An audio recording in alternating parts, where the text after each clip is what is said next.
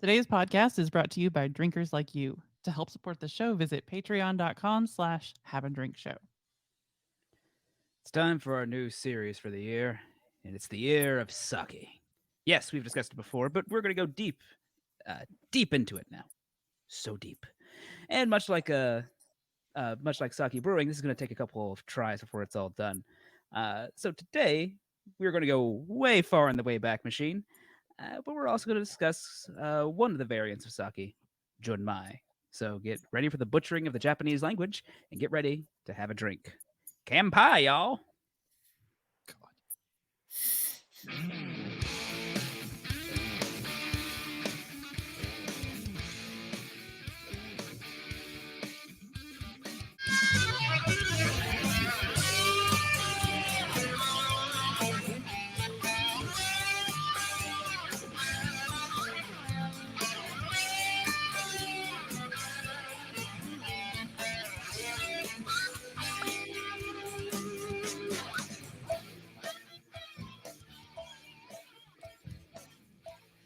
Welcome to Have a Drink, the show where you learn along with us about what you drink. I'm Brittany Lee Walker. I'm Justin Frazier.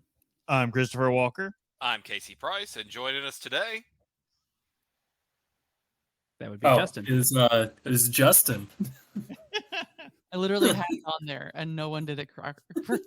That's why I'm laughing. I had looked, saw it had been coded for someone to say, and then everyone blanks. Oh, we didn't have time to blank. It just went from one into, and we start into the thing. It's like, okay. I didn't know he was trying to set him up and introduce him. And I was like, okay. I'm just here. Yeah, you had it set up well. I just wasn't following directions. I had my glasses. I'm cleaning them. It's fine. I didn't that sudden change kind of threw off my oh, and I'll start reading I guess not. Well, welcome. Welcome, Justin. Sorry. Yeah, this is on track. Well, thank you for having me. Well, the crew knows probably much too much about us. Tell us a little about yourself. So, my name is Justin Levon. I'm the head brewer and toji at the Void Sake Company. You guys have probably heard Void Sake referenced in several episodes of this show. I drink a lot. Many times. A couple of episodes recorded. Well, yes, and we had the interview episode that time. So. Yeah. That's right. That is right. So, yeah, I'm back again to share some sake knowledge. I think we could say at least we are the show is influenced by Void Sake on multiple levels there. Visually, there's a great gag going if anyone's watching. If you're watching the video. If you're watching audio only, you're not getting this great trifecta of Triforce. Yeah. Most everyone's wearing the same. Honestly, if I was switched places in the video with Casey's picture, it would have been Look, even better. Enough with me. Oh no, you're fine. It was a thing I just now thought of. I was like, oh well, too late. We're in the middle of it. My Void shirt is in the wash, but I'm in Japanese style today because my son and I have become obsessed with Hello Kitty. So I have my Hello Kitty and Friends shirt. Is it a couple of weeks next month? Next month. To the 20 days. 20 days to the Hello Kitty Cafe truck in Cincinnati. That's going to be in Cincinnati, and it's seriously just selling exclusive merchandise and some prepackaged cookies. See, all I thought of when you said that was the Taco Bell whatever it was that serves beer. Cantina. The Taco Bell Cantina that serves beer. And margaritas. Which was the full name of that restaurant as far as everyone was concerned. And I was just like, oh, it's the Hello Kitty truck that sells beer, right? It sells beer? No. That'd be great. If it did, it would be lit. No, but the second official Hello Kitty Cafe in Las Vegas does sell alcohol because Las Vegas. Oh, so that means you have a reason to want to go to TMS Vegas next time. True. That's true, actually. But there's also one in California. So, So if Hello Kitty was an alcoholic beverage, what would Hello Kitty be? Something very, very sweet. An appletini, because Hello Kitty's favorite food is apples. I was gonna say appletini. I only see fits. It's sugary, saccharine, and people don't want to admit that they like it. Maybe a strawberry appletini. Yeah, that's You have to be the red, to Okay, the bow. So we're off the rails already, but I've got to. let me there are pull rails. this. Let me pull this back with the Hello Kitty. Like first off, because with the guesses there, so I did the search. I did like Hello Kitty alcohol, and what I came up with was It has to be. sparkling rosé. There's like a series of them. That tracks too. Yeah. Yeah. So No. Oh, that's right. They do, because I remember watching a video where someone was cooking with a rosé, and they're like, "No, it's our Hello Kitty brand." And I was like, you know what? You guys, That's wine I would not be mad at. Like, yeah, okay. shut off the whatever. rails. It took us like 3 seconds. 5 minutes. Yeah. The dude we follow on YouTube, he lives in Japan. He's from Canada though. And he so like a lot of stuff's in English is the point with that. But he went to the Hello Kitty cafe in Tokyo, and they have a Hello Kitty, like it looks like Hello Kitty, but it's a bao bun, like a pork and cheese, but like, and I'm like, this is amazing. No, what's amazing is that the OG Hello Kitty Cafe, I have made the comment to Brittany. I'm like, why can't I see one of their buttholes? In the cartoon, they give the dog a butthole, but nothing else. Pom pure. Yeah, he has. I'm like, why does he have a butthole? Because Japan. But we had to give him that asterisk butthole. And at the cafe, all the characters are as teacups hanging from the ceiling, and his has a butthole. E pluribus unum. I mean, there is that famous like egg butt. Oh, and the we started Gudetama? to watch that and had to turn Yeah, Gudetama. Very disturbing because it's laying in the fridge and like another egg hatches, and then you can hear it like talking disturbingly to the hatched chicken, and then it starts whispering to itself. It's like, I'll jiggle, get it jiggling, and I'm like, what is good? And it's like wiggling its like gelatinous butt, and I'm like, oh god. I don't know if you ever heard like the character talk. It just sounds like the Japanese version of like Eeyore. He's just like, yeah, I don't want to do anything, and I'm like, yeah, anyway, yeah. That's where we're at. Well, that went That went like we expected. Yeah. All right, so what's Here we everyone are. been up to? We've had a nice little like month-long break. Yeah, because we had a wedding to go to. A wedding and Mother's Day. We all had to go spend time with the mamas. I called them. We went to Dollywood for the first time. That was fun. Ooh. I guess we'll kick it off. Yes, we went to Dollywood and took our child and discovered he is fearless. 4-year-olds are fearless. Oh. They have no We rode concept of 4 danger. roller coasters and was like, this is amazing. Like some legit roller coasters too.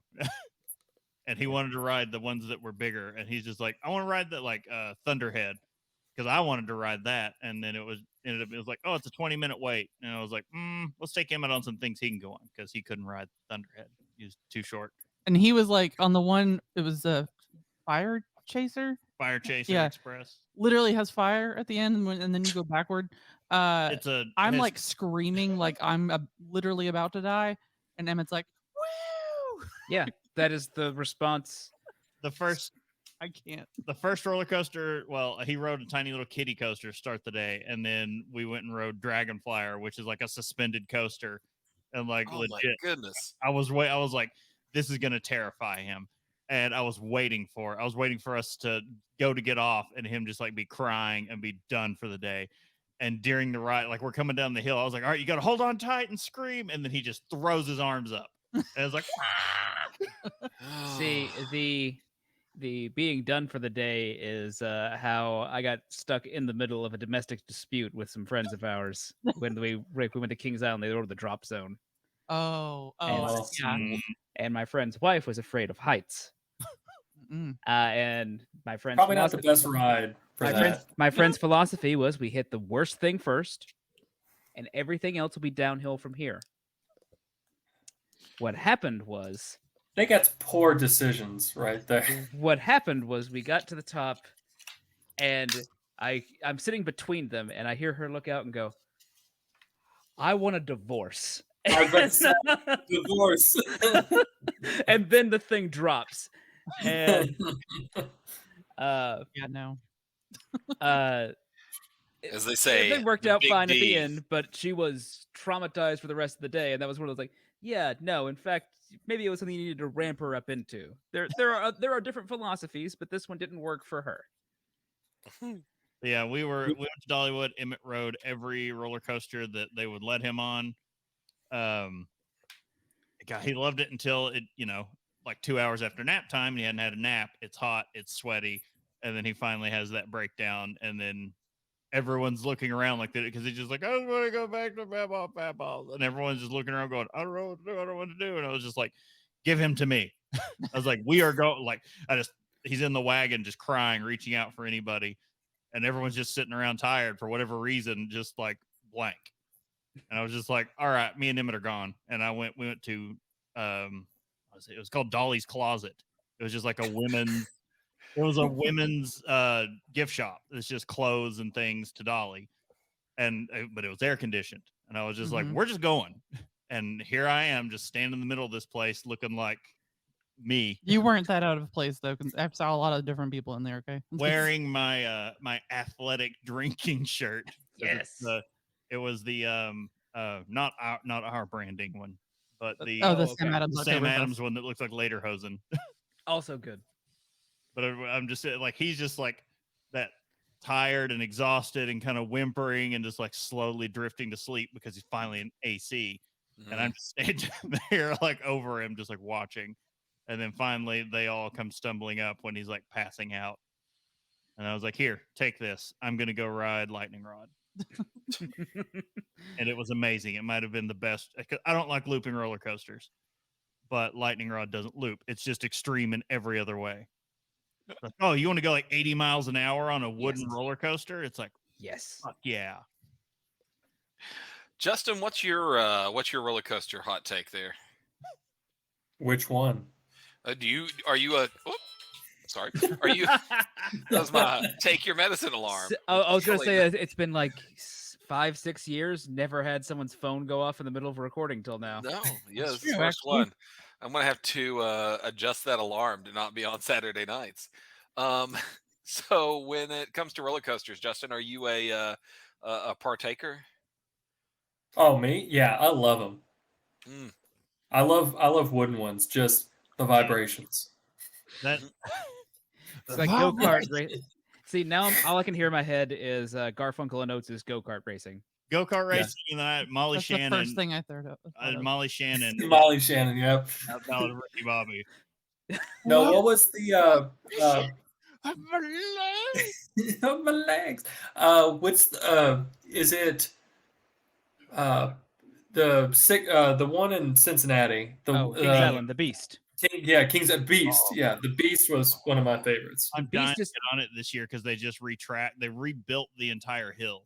And they retracked a bunch of it, and they said it's a lot smoother because it used to be legendary for it would rattle your effing brains out. Yes, see, I want a headache after I ride a roller coaster because that's part of the tension. Like, is my body gonna break apart, or am I gonna hit one of the pylons above my head? My 16th birthday, my dad took me down to Kings Island, signed me out of school and took me down to Kings Island for the day. We rode the Beast like 4 times in a row. And at the end of it, like, both of us, like, Dad's like, I don't know if I can handle much more of this. And I'm like, yeah, I'm starting to hurt a bit now after that. You have a mild concussion. Like, what a legend that roller coaster is, because it's I had to look up all the history on it because it's crazy. It was literally like the plans were drawn up during a lunch on a napkin. Yes. And they're like, no, this is like a backyard roller coaster. You have all these major manufacturers of roller coasters. None of them had anything to do with this. It was literally Kings Island. They home built this thing. Hey, Bob, is this safe? Seems safe. Yeah. Why we pay you as an engineer. And no, it's been rattling out there for like what, 30, 40 years. Okay, and then but all these other coasters can't make it, 15. That's the one that, like, remember the crash detection on the Apple Watch? That's the roller coaster specifically. All the cases, that's the one that's like you were just in a car crash. Are you okay? And like they were like, people were raising a stink about it. And it's like, you guys, these reports are literally only coming from Kings Island. Specifically, people riding this roller coaster. It's not the watch; it's the roller coaster. I feel like I should have had that watch when I skydived. Oh yeah. Yeah. Just so I could have like proof that how I describe it as a low speed car accident without a car. Seems about right. Casey, what have you been up to? We have been dealing with kid things. So Amen. we had double tonsillectomy and adenoidectomies, whatever, this past week. Oh my gosh. So dealing with, we were like, at first it was just Zella, like our girl, and so she was supposed to get her tonsils out. And we were like, they probably both do. They're both big tonsils. Let's see if we can get Frank an appointment too, just to make sure. And they were lucky enough to schedule them both on the same day, because otherwise it was going to be like one kid going to daycare for a week while the other one was at home for a week. And I'm like, no, let's take care of this all at once. It does sort of feel though like elective surgery of like, no, him too. Yeah, exactly. Like, this is Frank's second surgery in like, since he's 4 years old, second surgery. I'm like, yeah, we're not making a pastime of this. I just got another bill today. We're not doing this. It's definitely been like a lot of popsicles and ice cream sandwiches and Pedialyte type drinks. So that's kind of been the week so far. Now, I've never had my tonsils out, but my friend, when he was younger, had his adenoids taken out. And I think it was entirely because his parents went, "No, you snore too loud." It's amazing. Like, the children, even with the swelling, post-surgical swelling, there is no snoring. I was going to ask, was it literally just like they went, "Well, you're in the neighborhood, just go ahead and..." Yeah. My nephew got that done, and because he had horrible like sinus allergy stuff, and I guess that helped tremendously because he would get a sinus infection every other week. And to some extent, it's like daycare just does that. But we're like, okay, you're in daycare for like 2 weeks. Okay, out for a week because you got the next coming, whatever it is. Mm-hmm. And so we're hoping that solves the issue. At least the snoring thing is mitigated a little bit, so one child may not have sleep apnea anymore. They just borrow daddy's big mask. We've thought about, what can I order a small? So it is kind of scary if you ever hear anybody with sleep apnea that sleeps next to you. So I went to a conference with a colleague, and he snored real bad, and it got to the point where I was counting. Be like, he would snore, and I would hear nothing. And it'd be like 1, 2, 3, 4, 5, 6, 7. It's like, you need to breathe, son. Like, and it's that. And then all of a sudden, oh God, he breathes. Great. 4 years we lived together, Casey. Uh-huh. I never once noticed your sleep. Yeah, your breathing when you slept. I'm a bit larger than I was whenever we were living together. I was also going to joke, I'm just a poor roommate, though. I'm sure I've had it for a while, but it's definitely a life changer to have some machine that helps you force air in your lungs. I will say, apparently, I wasn't that way for a while. I don't know. Brittany used to be like, when I had horrible snoring issues, and she'd be like, "You don't breathe for like a long time." And then I lost like almost a human being's worth of weight. And then I guess I don't do it anymore. I don't know. She's the person to ask. I don't know because I snore now. So it's hard to say. Here we are. But Casey, back on roller coasters. How tall are the kids? That's what we're trying to figure out. Like, we're hoping we can get to like the 40-inch mark, at least 38. I'm pretty sure we're at 38. Because if they can hit the 40-inch mark, we can all ride Guardians of the Galaxy. Yes, you all can. You all can. How tall is Emmett? Is like 42 or something? 44 and a half. 44. And it's like 6'7". More or less. I was gonna say the Give this man some pumps. So he's tall and has a big head for his for his age group. He's in the 96th percentile for height and head circumference. That's an interesting thing to keep track of. Kid, you have a big head. I was gonna say the joke I've always made was just like the happiest I've ever seen my father in my life was the day he realized I was tall enough to ride all the rides at Kings Island. We went to the gate and they came to the thing and it's like, Yep, you hit the level. He looked at my mother and went, he's not yours anymore. Let's go. Wow. So Justin, you've had a busy week. Yeah, it's craft beer week in Lexington this week. Whoop, whoop. Yeah, that's what I was gonna say. Like I know you had I know at Void. Well, Void had I guess 2 or 3 collabs.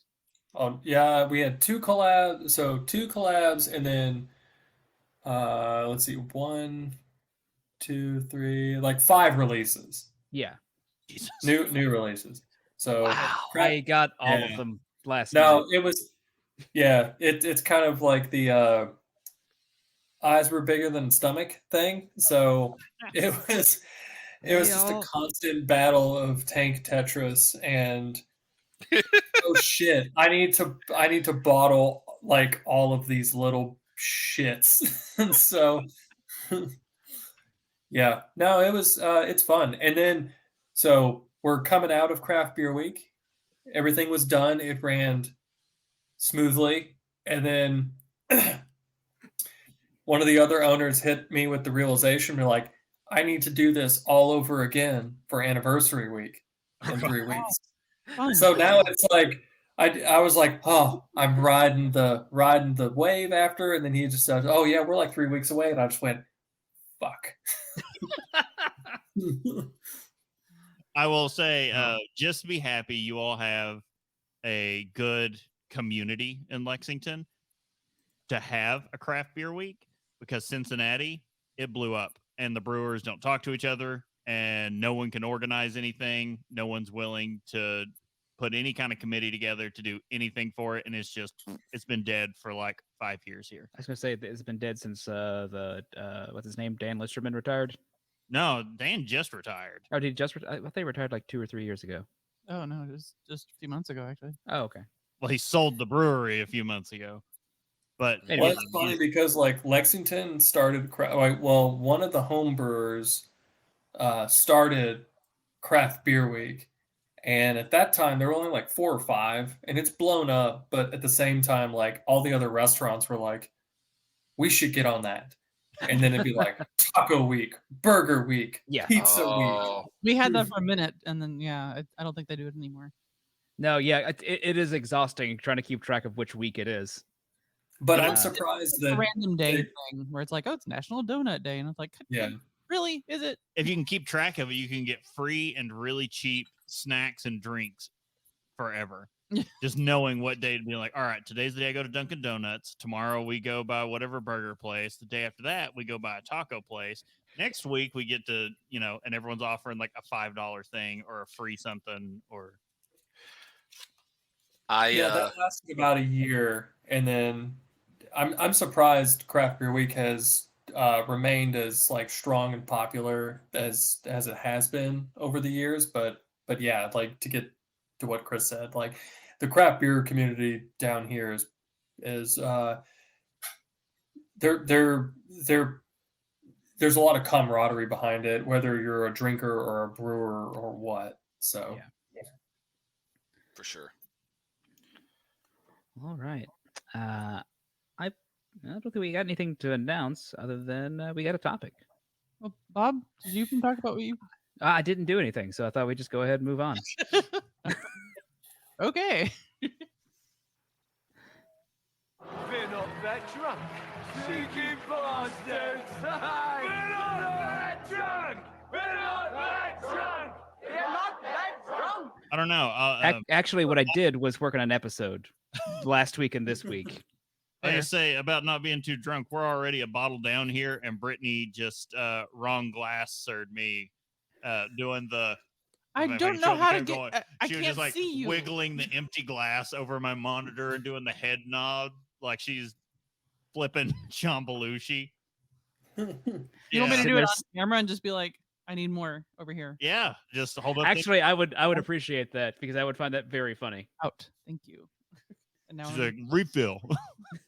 It would be funny if like she did that and then all of a sudden like you visibly pick up a bottle and then go to the next frame and then the next frame it shows like the bottle like pouring it. Except Only I Brittany, had it placed properly. No one's ever noticed them. But like across our like 6-7 years we've been doing this, there have been a few of those times where you can see like some real fourth wall breaking.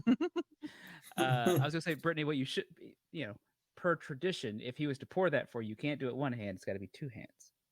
Yep. Hmm. And when you pour it, it must be with both hands. Yeah. Right. If this was a subordinate overseer relationship, you would also have to drink covering your face and looking away from the other person. Oh, you lost me there. Yeah, that part doesn't apply here, but it was just weird things I ran across while doing research. Anyway, we're talking about sake today and drinking a fair amount of it. So, like I said in the intro, let's hit the way back machine because we don't exactly know when sake was first made. We know that the this is a quote I pulled from japansake.org or whatever, some Japanese link. Anyway, the technique to ferment rice into an alcoholic drink was developed in China, and it arrived in Japan along with rice cultivation around 2,500 years ago. No, Charlie, no. No one was alive then. You go ahead and mark your Eddie Izzard. Before Jesus. I need a little like. I want to make like a little animated pop in of Eddie Izzard, like on the corner. No, we need an Eddie Izzard bingo card. That's when you stamp it. Also, I will say, as I was looking through this, as I'm getting ready to do the episode, and I was like, okay, when did sake first start? And without looking at a single book, I went, I guarantee you, they got part of the idea from China. There's no way anything about Japan's history does not start out far enough back that some of it comes from China. Isn't that everybody's though? I've been on a couple of like arguments, I would say, online where they're like, well, technically it started in China. That makes it a Chinese beverage. I'm like, no, sake as we know it today is a Japanese invention, but started somewhere else. Yes, I will 100% agree with that statement. Yes. That's a good like caveat in there. The as we know it today is a good statement in there, because you could say, all alcoholic beverages stem probably back to one specific or many specific different cultures doing the same thing. But as we know it today, it kind of specifies it as this is the way it is. This is the way we do things now. There may be minor improvements based off technology, but otherwise, this is kind of the end product that you get. Justin, this yesterday, one of our mutual friends tried to hit me with history sake facts. And he's like, well, we've actually been doing it this way. The old way was a different. Like, buddy, I'm gonna need you take a step back. He's like, well, I mean, I just did some research. Yes, so did I. I would like to see your peer. Let's do a peer review right now. Let's see where your sources are. So we go through this a lot on here when we obtain this like armchair knowledge, and then suddenly there's real world application to it. Like when we're out on like a Sunday down at the levee, and I'm just like, Brittany and Emma the levee are riding the train, and she's drinking a beer riding the train. I want to add on it with a bunch of like 4 and 5 year olds, and there's like you wouldn't be. There's 4 and 5 year olds can drink too. And then I'm wandering around, and there's a bunch of people sitting around at a bar, and suddenly I just overhear someone be like, I don't know, I think they're different. What does anyone know the difference between whiskey and bourbon? And then I'm just like wandering around, like, don't stick your nose in. It's not you're not here to give a TED talk. And then suddenly someone says something wrong, and I have to, well, actually, like, pull up your glasses and slide in, drop some knowledge, and then walk away. And then they're all just sitting there going, okay. See, my favorite was when I went to the liquor store and someone was trying to buy scotch, and the person at the employee was like, I don't know what I'm doing, and I came a hair of pulling the full Ron Swanson and going, I know more than you. Hold on. But I was like, yeah, let's walk through what you're looking for here. Anyway, I will say that some people do have the earliest point of rice fermentation, a sake precursor, somewhere around 350 to 250 BCE. Context for that, at least in Western civilization, for us, American educated people, because we only know everything that's happening in the West. That was around the time of the death of Alexander the Great, and still before the Punic Wars between Rome and Carthage. Think about that. Yeah. That is one. It's BCE. That is or BC. I do the common era thing because there's a whole discussion I can have about that, but that's not the point we're Why do going we to call today. it called BJ?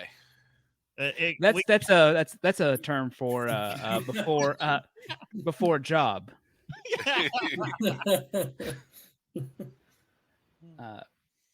Now, this early alcoholic rice drink probably wouldn't be called sake by anyone's standards today, but is the beginning of the long road to the path that we drink today. So, if you think about that when you are at your hibachi place and they are trying to squirt sake in your mouth from a distance. Is that a thing? Yeah. What? Oh, that's a very common thing. I don't go to hibachi. It's technically it's the equivalent of squirting like cooking wine or like drinking cooking wine, because it basically most of the time it's mirin, but I guess it could be sake. But it's not super sweet most whenever I've had it. But so at the same mirin time, is like a sweet cooking sake. What I do find funny is when they do that, they don't realize I can swallow with my mouth open. And so they just keep filling out like yeah. They're just like, come on. It's like, I'm gonna need a new bottle soon. When you drink semi-professionally, people are not prepared for when you go in public. I mean, you go to a Benihana, they bring out the little like the little kid with its pants down, and when they squeeze it, it looks like he's peeing in your mouth. Mm-hmm. Like, you just you need to go get one of those super soakers with a backpack, buddy. We're gonna be here for a while. Yeah. Anyway, actually, you know what? Tangent aside, don't even think about that Benihana thing. Don't drink that sake. Go out, buy good sake. And then buy the good sake too. Also true. I'm not going to turn down sake, period. Fair enough. The first written record of the existence of sake in Japan does come a bit later, in a third century CE. So, 600 years later, historical Chinese document. AJ. I'm sorry? Span of time later. After job. There's a Chinese document stating people in Japan drink sake. They drink it in groups when they are mourning. The first domestic record in Japan happens in the 7th and 8th century. There's two different books. One is the Kojiki, which is the record of ancient things, and the Nihonji. I'm guessing at that pronunciation. The Chronicle of Japan. And in one of them, there's a tale of the god Omiwa, the god of the Omiwa shrine in Nara, just coming from around the 1st century BCE, when the emperor Sujin had a dream. This god told the emperor that an offering of sake would end a plague sweeping across Japan. And according to the tale and Omiwa, it worked. The oldest, and that is still the oldest standing shrine in Japan. And that god has been enshrined as the god of sake and master brewers in the Shinto religion. I would point out a bit of fact I found out in this. As I read this, I was like, you know what? I know of a sake brewery that opened up in the middle of a pandemic and ended it single-handedly. There's no pandemic now. Look, that's correlation. Does not necessarily mean it's causation, but also the word is nihongi. Nihongi. Okay, thank you. Because nihongo is means Japanese. I thought it was Nippon. No, Nihongo. Okay. Right, but we literally just talked about this in my Japanese class last week. You're fine. I am working with like You no know Japanese more class. Japanese than I do. My Japanese is all technical babble. Mine is a weird smattering of words I picked up from watching a lot of anime as a child. Oh, that's Brittany good. works for a Japanese conglomerate, Nani? so it's like all subordinates are encouraged to learn the mother language. That's I not will true. I will say, Brittany, you should call your next time you talk to your teacher for that, you should call them baka. Instead of sensei? Yeah, just try calling them baka. They'll love it. I refuse to listen to anything you're saying right now. Yeah, it means idiot. They'll be very offended. It's very rude. There actually aren't technically there's a thing I remember reading a while back. There actually aren't curse words in Japanese.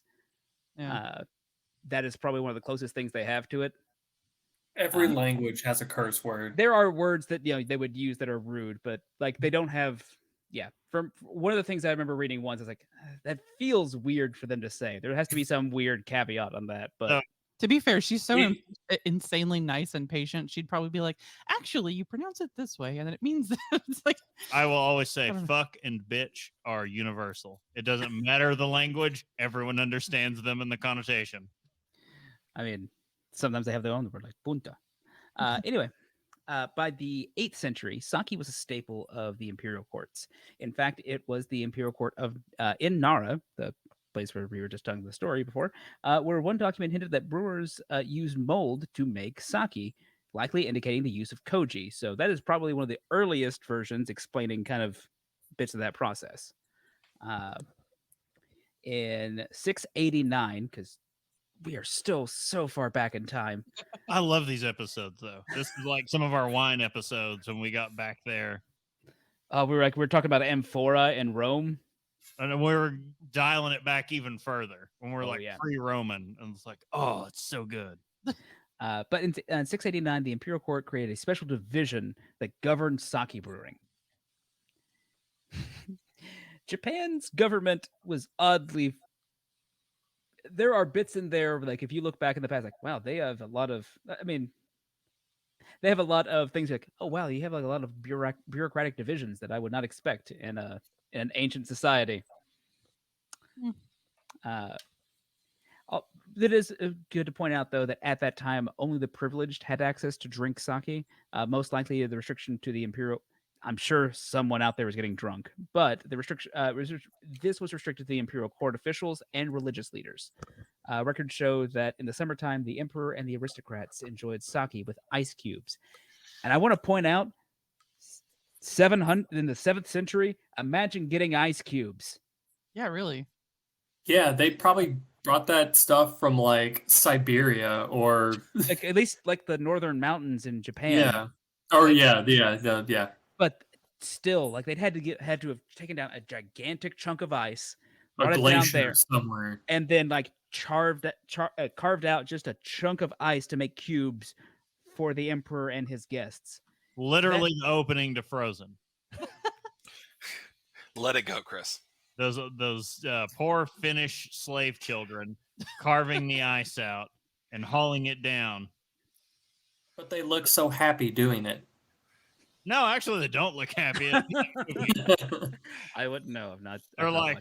They're even like singing a working hi ho, hi ho. No, not like that.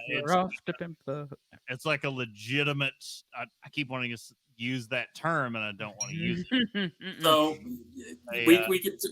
we can kind of like, so to bring this back to sake brewing, there is thank you, a type of sake which we might talk about later called kimoto, but it's romanticized. Like you see workers like ramming poles into a mash, and a lot of the songs that they sang were like working songs or like say like the sea shanties to like ho hum, like I'm ramming this basically making mochi. And a lot of those songs have cultural significance because they developed as songs to rhythmically pulverize this rice. This makes me think of two things. One, the creepy swamp people in Mad Max Fury Road that are on like pole sticks. Oh, yeah, Oh yeah. yeah. But more to sort of the point of this is the sorry, Mad Max is now filling my brain. I'm just trying not to scream "Witness me." What happens? Yeah. Shiny and chrome. The sea shanties, because they would do that same kind of like singing and like drum beat on like the rowing crews on like triremes and the like. So like there's a long history of, well, we're suffering, let's sing. Yeah. And the fact that it's only been a matter of weeks since I brought it up in a group chat that we need to learn some of these, so when we're all together drinking, we can just start busting them out. You need me to know sea shanties? Because, buddy, I'm already there. You can make our own TikTok. The 10th century code, back to the topic, sorry. 10th century code of practice, let's give it a shot. Ingashiki reveals many of the customs and traditions related to the sake in this period. It details the process of sake brewing, which at this point was still governed by the imperial court. The Ingashiki also outlines a sake ranking system based on the brewing method. For example, only people of high ranks enjoyed rich flavored, clear sake. This was a point of contention with someone recently. Lower classes could only share unrefined, murky sake. Unrefined. The lower classes get the nagori. I won't have them. That actually wouldn't have been nagori, because nagori they would have to have added it back in. And that is literally just unfiltered. Well, I mean, more or less, yeah. But I mean, I feel like you see that a lot in. This is I've never been to Japan, but like when you compare like drinking habits of Japanese drinkers versus American drinkers, you see this kind of like, I wouldn't say bifurcation, but this like good sake is clear sake or water like sake because like it has this image of refinement, of like higher status. So a lot of them view it as in terms of like purity of a beverage. And so like when you give somebody like a murky, like quotes unfiltered or less filtered sake, it seems like an inferior product when it's just a different product. What would these rich Japanese folk think of Milk of the Void? They would probably hate it. Whereas here in North America, we prefer to live in flavor country. Here in North America, we chug it for money during streams. Although I've served Japanese nationals like Milk of the Void, which for the uninitiated viewer, that is a nagori that we flavor with squid ink and lemon, so it's black. It looks like it would be very harsh to drink. It is very light and flavorful. Yeah. What is the flavor of squid ink just by itself? It's just neutral, right? Or am I thinking it's pretty neutral? It has slight brine to it, but like it doesn't taste fishy. People think that it's going to taste fishy, but it's not. They're confusing it with fish oil. Now it depends on the type of squid ink, because like it's like we use powdered stuff. But if which you now smell makes me think that we need to have a whole episode on squid ink now, because it's a liquid. It's kind of like a drink, right? Chris, Brittany, add it to the list. It is in like a lot of things, actually. I want colossal squid ink. Come on, someone get that for me. Now, when you put it in water, it doesn't smell very nice. But yeah, it's not fishy. It's just slightly briny, earthy, which already mixes with sake pretty well. Earthy. It would make sense it wouldn't smell well in water. It's a deterrent. You want whatever is anywhere near this to stay away. No predators, no. True. Sharks, no sharking. But I guess the comment was to say that like if a Japanese drinker comes in, they're just gonna snub their nose at it. Like, no, they won't. They're just as curious as American drinkers because it's new and interesting. I have to imagine too. They're also go like, let's see what this American does with their Yeah, they come sake. in, sit down, and look at you, and they're like, "You crazy wide eyes." I'm wondering. Well, could you use the squid ink powder as a pigment for like a paint, like an oil paint? I mean, that's where sepia came from. Yeah, I was gonna say I think What? they do. Yeah, sepia was cuttlefish ink, and that when you buy cuttlefish powder, it's called sepia powder, Oh my and goodness! that's where the term sepia came from. That is more so you know. cool. Big fat TIL Yeah. today. Like, even we sat down with you for hours before and talked about this stuff, and it's still like all these great nuggets keep falling out. We're going to bring you out over the next few episodes. Well, I will back to the show. Meanwhile, back at the show. Furthermore, the sake was reserved for special occasions, such as this sake, the clear sake, was reserved for special occasions such as New Year's and festivals, usually as an offering to the drink, as a drink to the gods. And yeah, if as long as the gods will get this drink by me passing it over my lips, I'm fine with this. Processing it through my liver. They don't need to worry about the hangover. I'll take care of that for them. That is my suffering for. And my body purifies it as I excrete it out into the world. Look, I'll say 100%. I have far less severe hangovers off a sake drunk than I do off most other drinks. As we recontribute it to the water table. I mean, fair. There was somebody that talked about the idea of like congenance in like compared to like sake, bourbon, wine, and like sake has lower amounts of it, which leads to less hangover.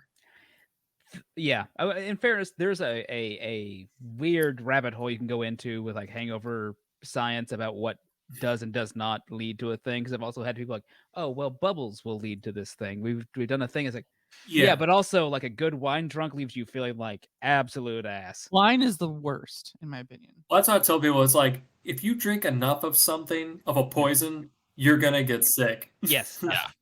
Yeah. Look, we all started drinking and realized like, oh, this is poison, but it's a fun poison. It's a Strange Planet comic. I require mild poison. Yeah. But sake does hit you differently. It does. I will say, so far, I've never been drunk on sake. Like, not like blackout drunk on sake. Not Bob at New Year's? No, I was going to say, like, I cannot make this claim. Well, actually, no, I remember no. I guess there was a period of time I was awake where you guys were like, he's throwing up now. It's mainly rum. That happened. Rum and mead that I've been blackout drunk on, and that's why we stay away from those things right now. Fair enough. Anyway, I will say the special clear sake was also occasionally heated in a special pot, accompanied by dried fish, dried shellfish, salt, and miso on the side. That sounds wonderful. I want that. Yeah. So I think later I'll probably talk about the heat treatment that you mentioned, like it was heated in a special pot, because that in itself is pretty interesting. Because it was basically pasteurization, but developed before pre-pasteur. This is leading to the argument me and someone else had, because I was like saying like I don't understand enough about pasteurization to like wade in on that, but I was kind of like, we're gonna have a discussion at some point. So I hope at some point we get to the topic of pasteurization units, because that is one area where I'm like, oh, this is so cool. Well, you'll be disappointed because like I won't say that it's not in sake literature, but you don't see it in sake literature because that's kind of, I feel like that's an invention of like brewing culture, and like that culture just hasn't intersected with sake brewing culture, or maybe that crosstalk hasn't happened, but yeah, you don't see like there's not a standard PU units for sake brewing that I know of. This good. This is reminding me, Justin. Not now, but you have a video that's just been texted to you. That I sent to them earlier. So you can get to it later. You'll enjoy it. But the pasteurization, 2 hands, Brittany, 2 hands. I was like, oh my god, this is gonna just not end well.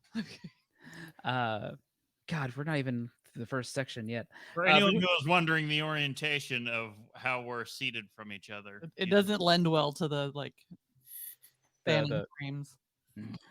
All right. Yeah, we need to. Need to focus up. We're learning things, but still, we're on track. It's fine. Anyway, well, yeah, Brittany's gonna have to edit this. That's the thing I have to remind myself. What else is new? Everybody's drunk. During the 12th and 14th century, the country's governing body shifted from the imperial court to the shogunate. Yes, Brittany? Sorry. Would you like to share your spill with the class? She just took a drink of heat. Oh, yeah. What happened? Hey, you're not slumbering anymore, are you? Okay. Sorry, go ahead. Anyway, after they shifted to the shogunate, the sake production began to shift as well.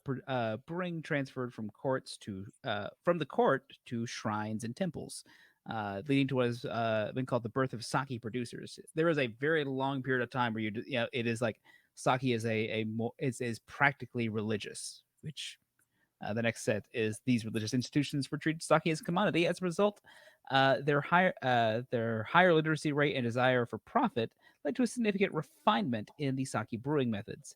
In fact, the basic brewing technique developed around this time still resembles most of the process today. Thanks to this increased production, sake became more available to the general public. However, it was still limited to special occasions. Conversely, by this time, the upper classes would still enjoy it in smaller groups or alone, and a variety of food served with the sake also expanded to include grilled fish, poultry, and simmered dishes. I would like right now grilled fish, poultry, and simmered dishes. All of Someone get on that. Yes, right now. Bring it to me now. I will also say we've done. We had a whole episode on Japanese tea ceremonies. I would like to. We need to find sake ceremonies. I am working on it. So I got you. So it's interesting that like a lot of people think like the grades or what they like grades or styles interchangeably, but more grades of sake are more or less like when you're talking about like Junmai, Ginjo, Daiginjo, those are like I won't say artifacts, but like creations from like the 60s, 70s, like 1960s, 1970s. So sake until this point is not like the sake that we drink today. It's similar, but not the same. That comes up a lot in the book that I did a lot of research from, which was that's a great book. For the readers or the video people and they're watching, that's a great book. I'll mention it again in the comments, but it has a lot of great stuff. And I will say, speaking to the food stuff, they have a really good breakdown of like charts that I wish we had a way to really show some of like their graphics for the like, oh, this goes well with like this fish, this goes well with this cheese. They have a fascinating chart about how sake's acidity and their like how it compares to like wine and beer, and by and large most of the time it's like lower than that. You get to like some acidity things and it's like starting to pick up a little bit, but there's a lot of like just good charts in like the first like 10 pages. I was like looking through there going like, this book is gonna fucking slap. Look, we need to make sure we get that in the notes, and so we can update the Amazon list because we need to get in there and do that.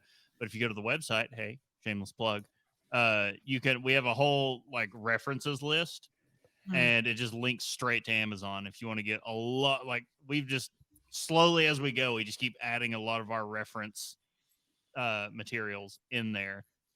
So if I ever meet the authors of this book, I'm gonna tell them like, yeah, several of my friends say, quote unquote, this book slaps. Yes. This book fucking slaps. This book fucking slaps. We're far enough in for when this VOD goes up on YouTube. They shouldn't have any problems with how deep the F word is in here. Look, we've already been dropping F-bombs and nothing's monetized. I'm just gonna have to It's also true. We're not monetized, period.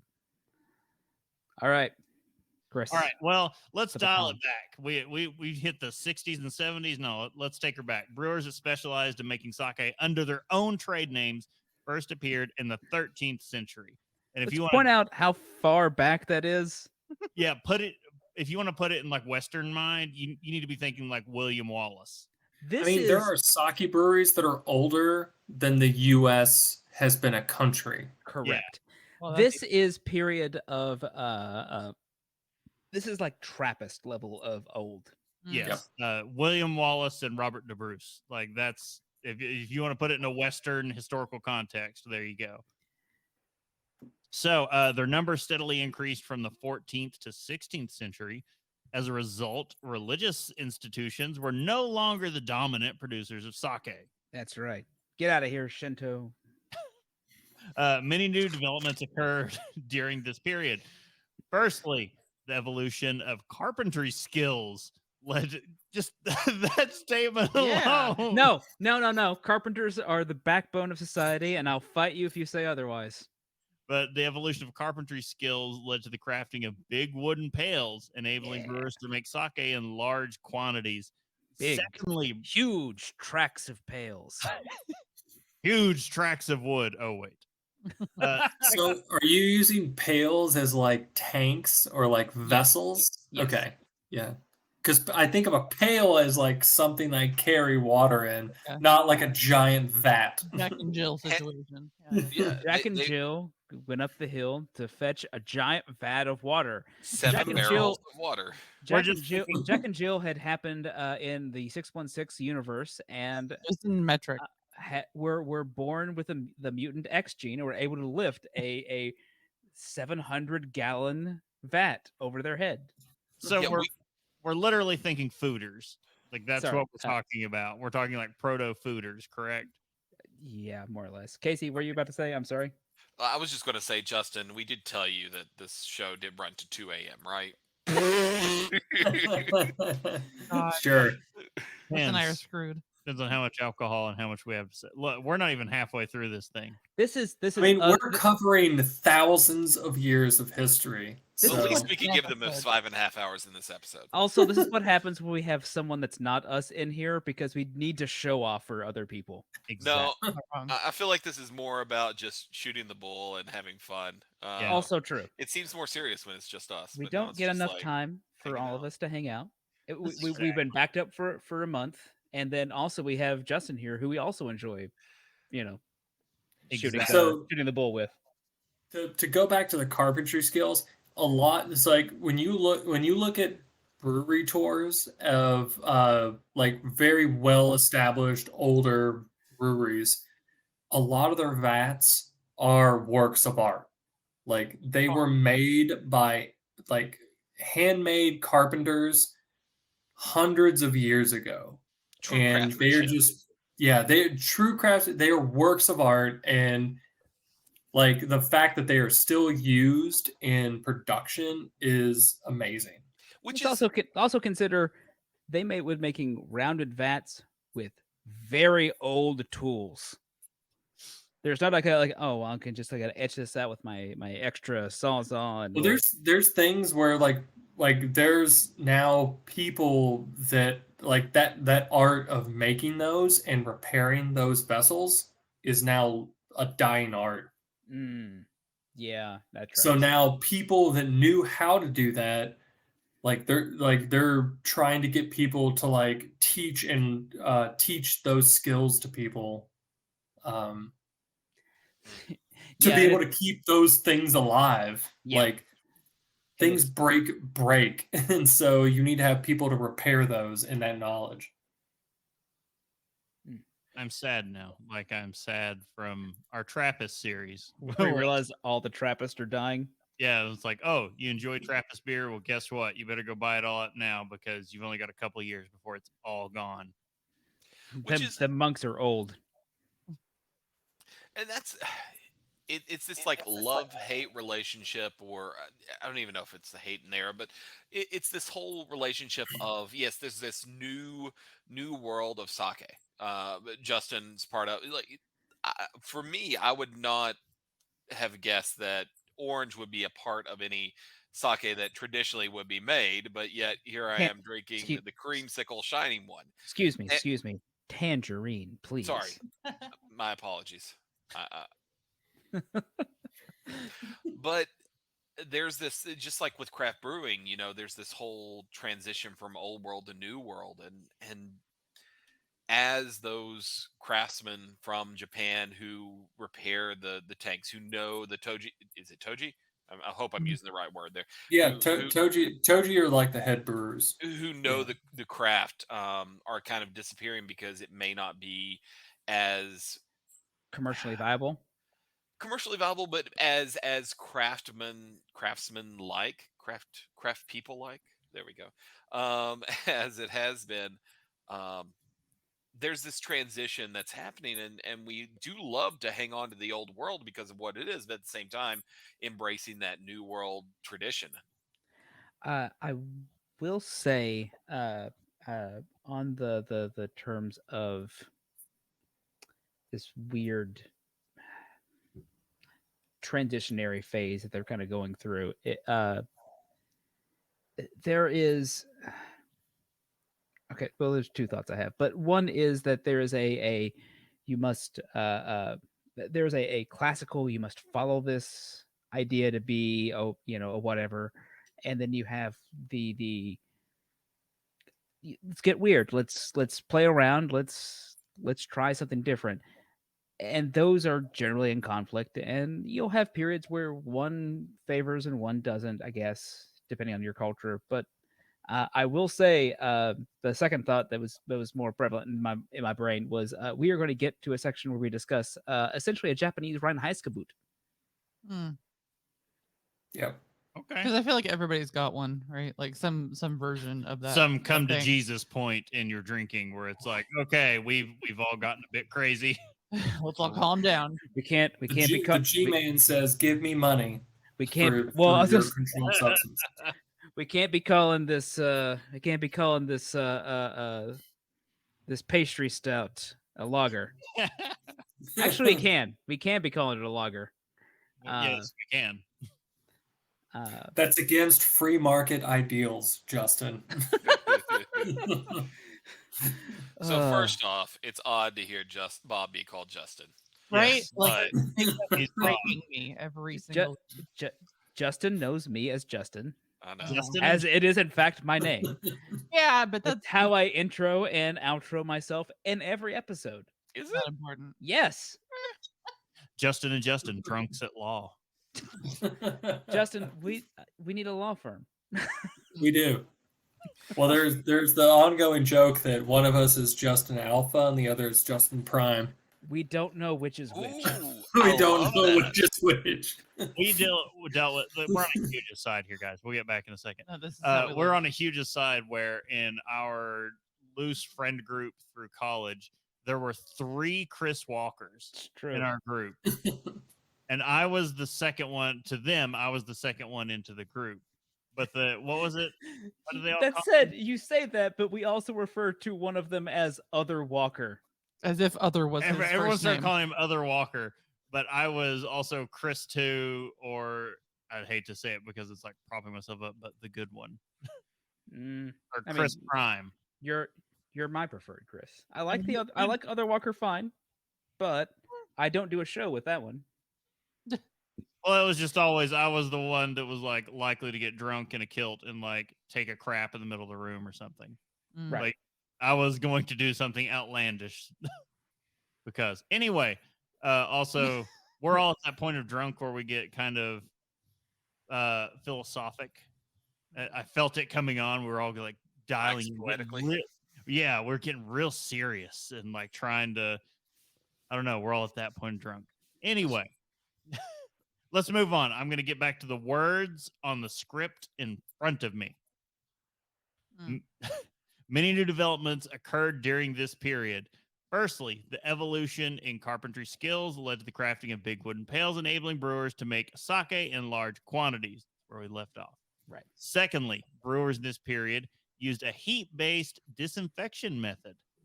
First recorded in 1569. Interesting. This was almost 300 years before the discovery of pasteurization by Professor Louis Pasteur in the 1860s. Finally, the innovation of sake vessels offered a new and easy way to take away sake that previously had been either served on the spot or sold by wooden pails.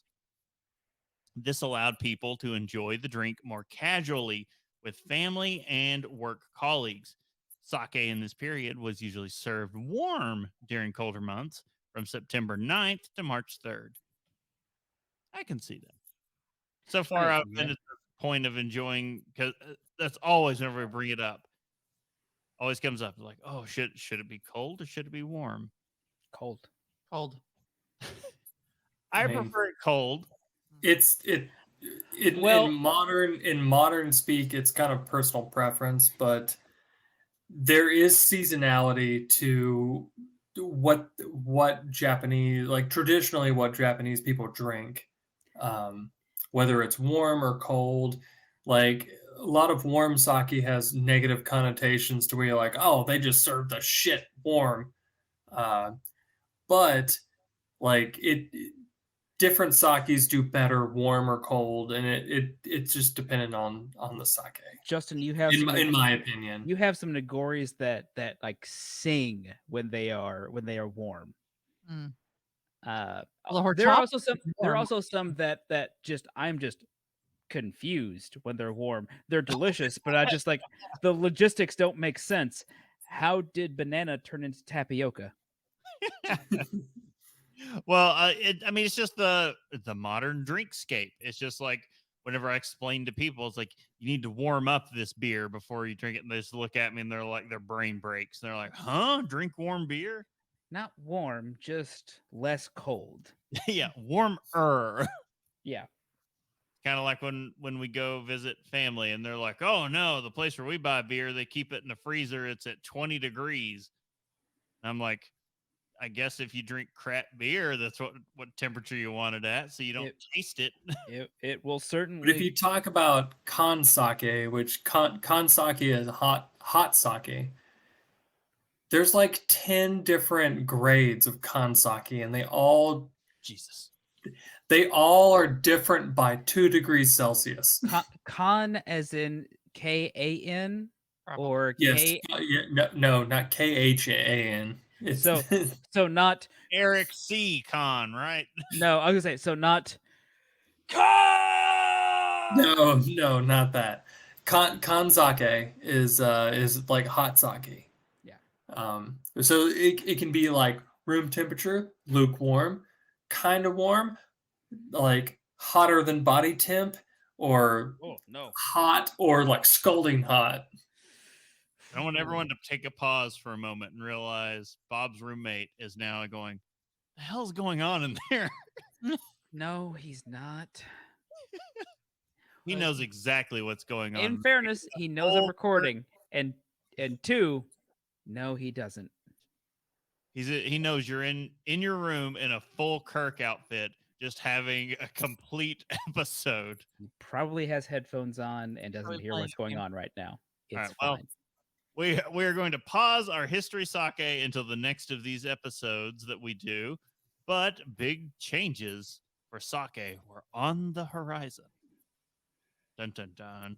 Now we really need to just get a stinger of the how it's made music, right? Oh my god, right? Also, can Brittany, I need you to clear our entire VOD and just put spinning parts that make sake. Because that's what how it's made. That's what so how there it's made actually works on. is just how it's made. There actually is a how it's made on sake. I was like, is there? I'm certain there is. Yes, there is. And to my embarrassment, part of learning how to do it was watching that video. There is no shame there, but also I will say, I'm thinking about that, like, oh, and then you do this, and then you do this. This was years ago. This was like probably 5 or 6 years ago at this point. So. But I'm just picturing them also going like, but for some sakes we do this, and it's like the drip method, and that's where I'd start going like, yes, give me that. I want. Son of a. Never mind. Let's continue the episode. I'll drink that other thing I just realized I have later. All right. Well, I have a Tokubetsu hiding somewhere in my fridge. Go find it. No. All right. Well, how it's made. So the process. Funny you just said that. The process for making sake is fairly similar to brewing beer. It does have a few more steps, though. Let's try to run through the process now. We'll skip the growing of rice for now, as that is more agricultural than we care to get into for now. I don't know. We will get into a terroir of the rice. Just not a lot today. of people hate that word. Oh no, I do. I feel in bad. the sake brewing community. I hate saying it, but for context of anyone listening, it's just like, I guess they understand the word terroir, but let's Frenchify. I need to hear this. No, brewing. let's burn those frog. Never mind. I'm about to get very. Chris, continue. I'm about to dig myself into a hole I will not dig out of. First is polishing the rice. This isn't necessarily buffing the rice to a nice shine with some Pine Sol. Have a drink. Now brought to you by Pine Sol. Thank you. I know parentheses are not meant to be read, but also thank you. Polishing is essentially scraping parts of the rice off. It's polishing rice instead of scraping rice, or grinding rice because it sounds nicer. The rice polishing ratio shows how much of the rice surface is removed. The reason for polishing has a significant connection to the composition of rice itself. The core of rice grain is rich in starch, while fats, vitamins, and proteins are concentrated near the surface. So I didn't realize until I was doing some of this research how much polishing can affect some of the things that go on with some of the brewing. I knowing a lot more about beer, I tend to think with beer, most of your stuff's with the yeast. That's where that's where the flavor comes from. But sake does have a lot of differing inputs that lead to different flavors. Yeah, so the I was sorry, I was waiting for Justin, you're wrong. Let me tell you how. No, that's basically it. I mean, the reason it's polished so much is one, to remove that layer and concentrate starches, and get that jello rice. Modern brewing techniques, that the modern brewing of sake that we know, they've realized if you polish or mill away those outer layers, you remove that bit that gives sake that kind of like brash flavor, and you get more to like, as you remove it, you get more to the refined, like you get less of that stuff that gives it flavor. And that's the reason like some rices are good eating rices, because they taste good, versus like a lot of sake rices that you can eat, they just don't taste very good because they've been bred to not have that many proteins and fats. So is it more about like, okay, for sake rice, we're trying to take away a lot of the rice's flavor that you would normally get in food and allow the flavor to come through in the way we treat it after rice production, more or less? Yeah, I'd say like with a lot of the like more modern ginjo, daiginjo like brewing methods, yes, that's what they're doing. Okay. But like you can still make good sake with table rice. It's just going to be more fuller flavor because it's not milled to the rate that some of those higher end sakes are going to be milled. Cool. Because they're taking away they're taking away the stuff that gives the rice the flavor. Yeah, that is. Yeah, we'll get there. So we're not to flavor country yet. No, we're not to Flavor Town yet. Look, Okay. I'm just saying, my favorite text we have ever received in any of our lives was, "Oh, I missed a decimal in my estimations for how much malt should go into this beer." And I went, I think it was Chris going, "I think we almost got to flavor country." No, Casey was telling us about a brewing almost mishap when I think it was like it almost went from like 5 pounds of a black malt or something to 50 pounds of a black malt. Yeah, do it. I'm here for it. 10 to 50 is a pretty significant oversight. Yeah. we almost went to flavor country there. It was like a chocolate malt even on a 3.5 barrel batch. It was like I would drink that beer. I would Oh. Casey, I would do unspeakable things to get that beer. no, I don't know about that. I mean, Look, one time when we were home brewing, it was kind of like, you know what? Let's just brew a beer with all of our like leftover malts, and it was a beer of 90% specialty malt. You told me about this. We called it the Frankenfurter. Yes. And it was delicious. Oh my goodness. But It's in like the context of us not knowing what delicious was. Yeah. sometimes the King's Cup is amazing, and sometimes Sometimes it is. oh no. And sometimes it's just something only I drink. It's like if your brownies are all vanilla. Yeah. That's horrible. It's like being the the graders on or the judges on the cream ale of a competition, and you're just like, yep, I've had 90 cream ales today. Yeah, I don't see the problem. You can pick a very easy best cream ale there, Chris. You're just bitching because you just couldn't hang. No, I'm bitching because one of us drew the great straw of that and got the wild ale category. Well, okay, fair I think enough. that was Brittany that was on that one. Sorry, I'm teasing and I apologize. Let's get back to the episode. On the other hand, fat and protein have strong flavor profiles that, in excess, can adversely affect the flavors and aromas of sake, resulting in an unpleasant product. This is why rice polishing is a vital step for making sake. Sake made with unpolished rice has a comparatively deeper, thicker taste, giving the impression of a strongly flavored sake with a noticeable smell of rice. But when sake is made using well-polished rice, the aroma is bright with a flavor that leaves a light, clear impression.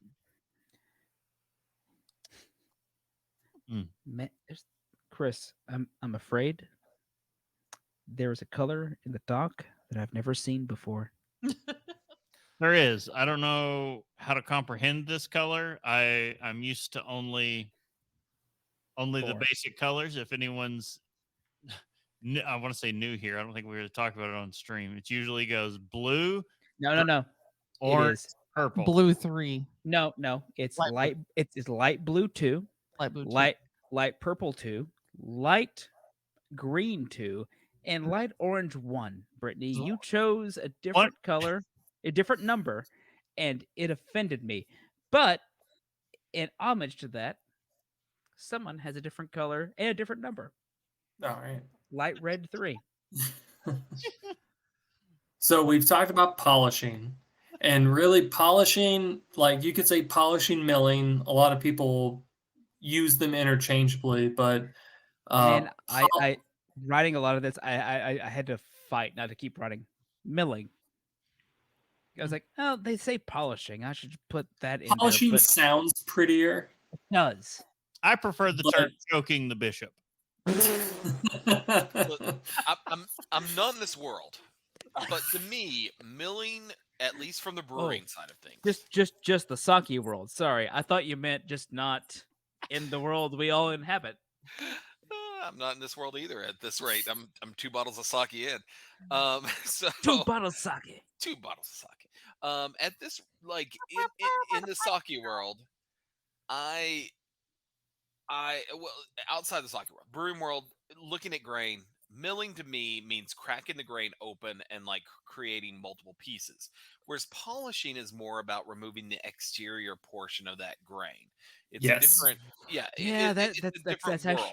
yeah, But that's very There correct. there are some people, like there are some sake like people that will like use them interchangeably or have switched to milling because that's what people in America are more familiar with.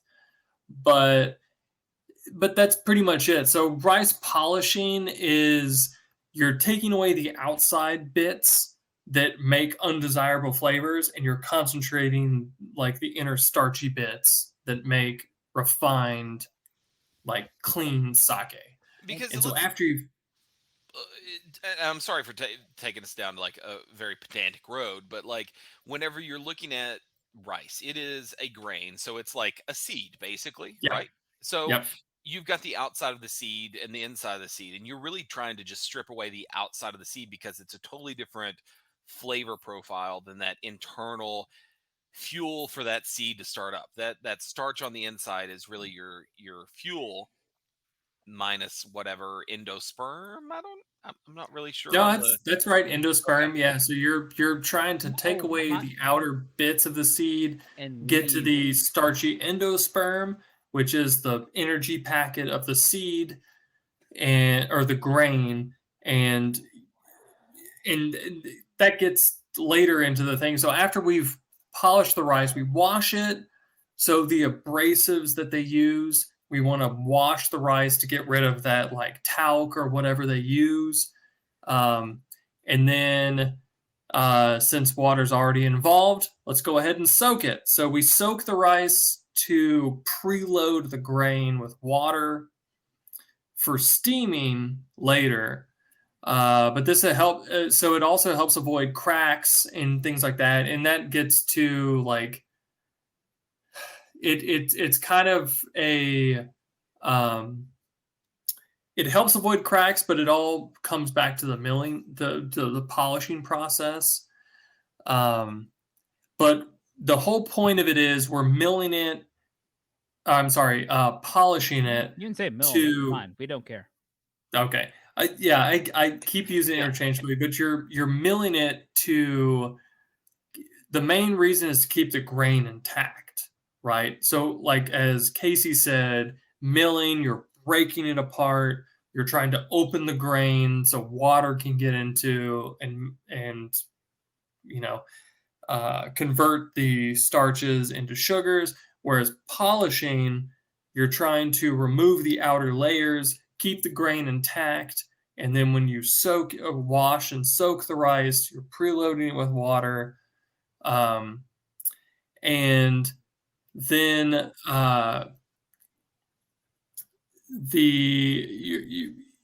you're and then at that point you're going to steam it. You're gelatinizing, open up those starches to water so that it can make sugar.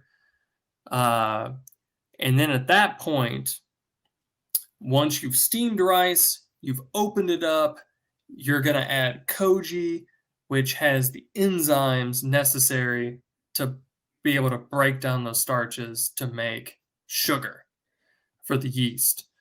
So we've already talked about kind of koji, but kind of going back to beer, we've like in beer, you malt the rice. So you're using the natural like embryo or the natural like grain to make those enzymes. When we polish the rice, we've killed that embryo. We've sloughed it away. So we need another organism to do that. And that's where the koji comes in. So that's why sake brewing uses that koji on rice, on polished rice, to be able to make those enzymes. So when we throw it in the mash, it can break down those more complex sugars into simple sugars so the yeast can ferment into alcohol. So the rice itself, lacks those enzymes necessary for that. So that's why we need the help of some other organism, that Aspergillus oryzae. That's really cool, because I would love to see what polished barley would do in this process. Like, if we started with a polished barley and did the very, very similar process of, okay, we've gotten rid of all the enzymes on the outside, it's just the starch. Would it taste much more similar to sake, or would it be something that is sort of on its own a different creature, or would it be something in between where it's a much lighter flavored beer? Are we heading into a world where now 6-row barley is getting, or 2-row barley at that stage, because it's definitely needing more of that internal starch there? Are we heading to a world where if you take that away, you now get a even less flavorful beer, and it's just the alcohol that's coming through? Yeah, that's and that's where, like, with barley, you're going to be so you can koji barley, and that, like, a lot of times they'll, like, what's called pearl it, and that's where they're using, like, they're polishing the outer bits of the barley, because, like, the seed coat prevents the koji from penetrating into the grain. So that's when you go in, when you buy pearl barley, like at the health food store or whatever, that's what it is. It's like you've taken off the outside husk of it, and it's just that interior starch. I had no idea. That's so cool. Yeah, so, like, and a lot of people will grow barley on, like, go koji on pearl barley, because once you lack that seed coat, the koji can actually grow into the grain. Gotcha. Okay. Let me find where I was on the thing. So we're using the koji to break down the sugars into alcohol. Because it's not malted, we're lacking the enzymes to be able to do that. So that's why we need that other organism to perform that process. Because that it's polished, that embryo is gone and dead. That's where the koji comes in. So for Japanese sake brewing, it's almost exclusively using a type of koji, which is yellow koji. Yellow cake uranium, right? Same thing. What's that? Yellow cake uranium, same thing, right? Yes, yellow cake. Ironically, it's a green spore, but they call it yellow koji. Oh, this is like a Iliad, where they don't have a concept of what the color blue is at that time. No. So, okay. And then there's another type of koji called white koji, which the spore is brown. Bob was going for a real historical reference there, and Justin just No, shut up. That's wrong. All right, fair enough. I am incorrect. The water is the color of wine, though. Oh my God! Did all of us watch the same video? I think so. Probably. But so sake's primarily using yellow koji, and the main process to convert the starch into sugar. We sprinkle that koji over rice in a very hot and humid environment. And you turn it into Parmesan cheese. Basically. It looks like Parmesan cheese when you do it. So the process of growing koji takes about 48 to 70 something hours. But we cultivate it to grow evenly over the rice. And then and then once this moldy rice is ready, we use that and we add it with fresh steamed rice, water, yeast, and sake, and then that moldy, fuzzy rice helps break down that fresh rice in the mash to be able to make simple sugars from complex sugars into alcohol. So every time I've seen like individual little bits of koji rice, they look like a little like that sound dumb. They look like a little like a frosted glass version of it, like a They little bit look of like little Rice Krispies. yes, like a Rice Krispie that's got like a little bit of extra like they're it's puffed. yes. Yeah. So So- really, you're growing enzymes more than anything else. You're not really doing it to convert the rice that's there into sugar. No. You're doing it to like build up the enzymes that will eventually convert the sugar or the starch that's in the larger volume of rice into sugar. Correct. Yes. So in the distilling world, you're using 10% of barley that has enzymes with it to a 90% of corn and rye or whatever else is out there that hasn't been malted that doesn't have those enzymes. Holy like crap! Corn doesn't have those enzymes in it. Sorry, I just not realized if it's that. not malted. Yeah. It just Yeah. hit me, and I just went, "Holy crap! He's right. Corn doesn't have those enzymes."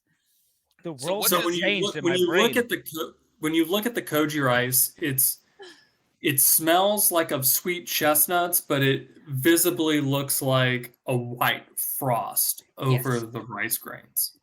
Also, So- in large Self-cap. clumps, it looks like cheap Pizza Hut sprinkler Parmesan cheese. Okay, my brain just like went off on a side thing. We were talking about corn I'm shocked. while we were doing this. It's corn. Corn. So my brain was just suddenly like, have you already done or thought about doing a heavily like adding corn and doing some, because you're a Kentucky brewery. Corngy. Yeah. So we do have Knockin'.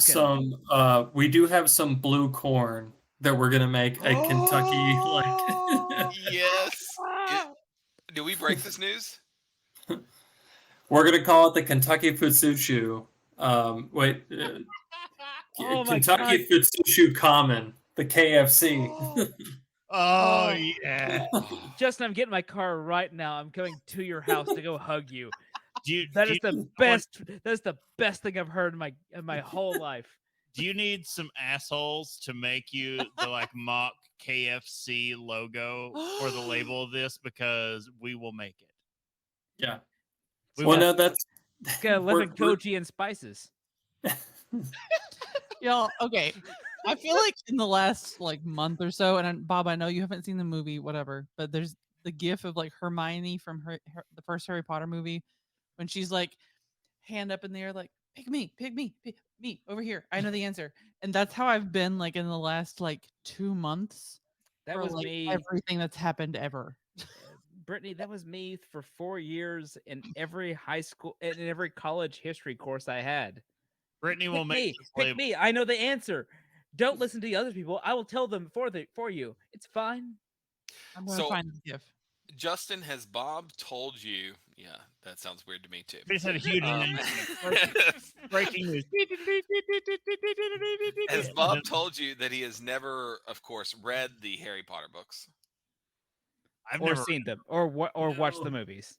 I will defend Bob in saying I read the first two, got into the first chapter of the third book and said, no, this is the same book and I'm tired of it and I refuse to read more. I didn't Wait, read any of them. And I Ju- remember being trapped in an airport on a layover when Goblet of Fire came out with a friend of the show. And he was even reading it. And I was during the layover, it was like a 4-hour layover or something. I was the only motherfucker in the entire airport not reading this book. We were on our way back home from Cancun. And I'm just sitting in the airport with a tennis ball that I found, bouncing it against the wall because it was just hundreds of people reading this book around me. and I'm the only person sitting there like, yep, bored to tears. To be fair, I will say To be fair, I didn't finish the final book, but it's fine. To be fair, to be fair. To be fair, well, to be Thank you, fair, Justin. I need someone else to get the letter kitty To- joke. I'm just setting it out there for everyone. never seen it. Don't know what you're talking about. to continue on this topic of magic. Mhm. So once we throw this weird mold that we've grown on the rice in with more steamed rice, yeast, and this koji, we get into what's called the moto or shubo, which just means yeast starter. This is where I found like there are 3 names for this period, for this section of brewing, and I was Yep. very curious if you would go, no, I call it this. So moto or shubo is what people will call it, but basically it just means yeast starter. And so basically you're doing a mini mash to build up yeast for the main ferment. So like a lot of so with the standard brewing of sake, you do what's called a step fermentation. So you start out small, then you build it, and then you build it, and then you build it to its final volume. And the main thing is that 3 forms, need much like cell in Yes. DBZ. there's imperfect, there's semi-perfect, Semi-perfect, and then there's and perfect. So you start off with imperfect as the moto.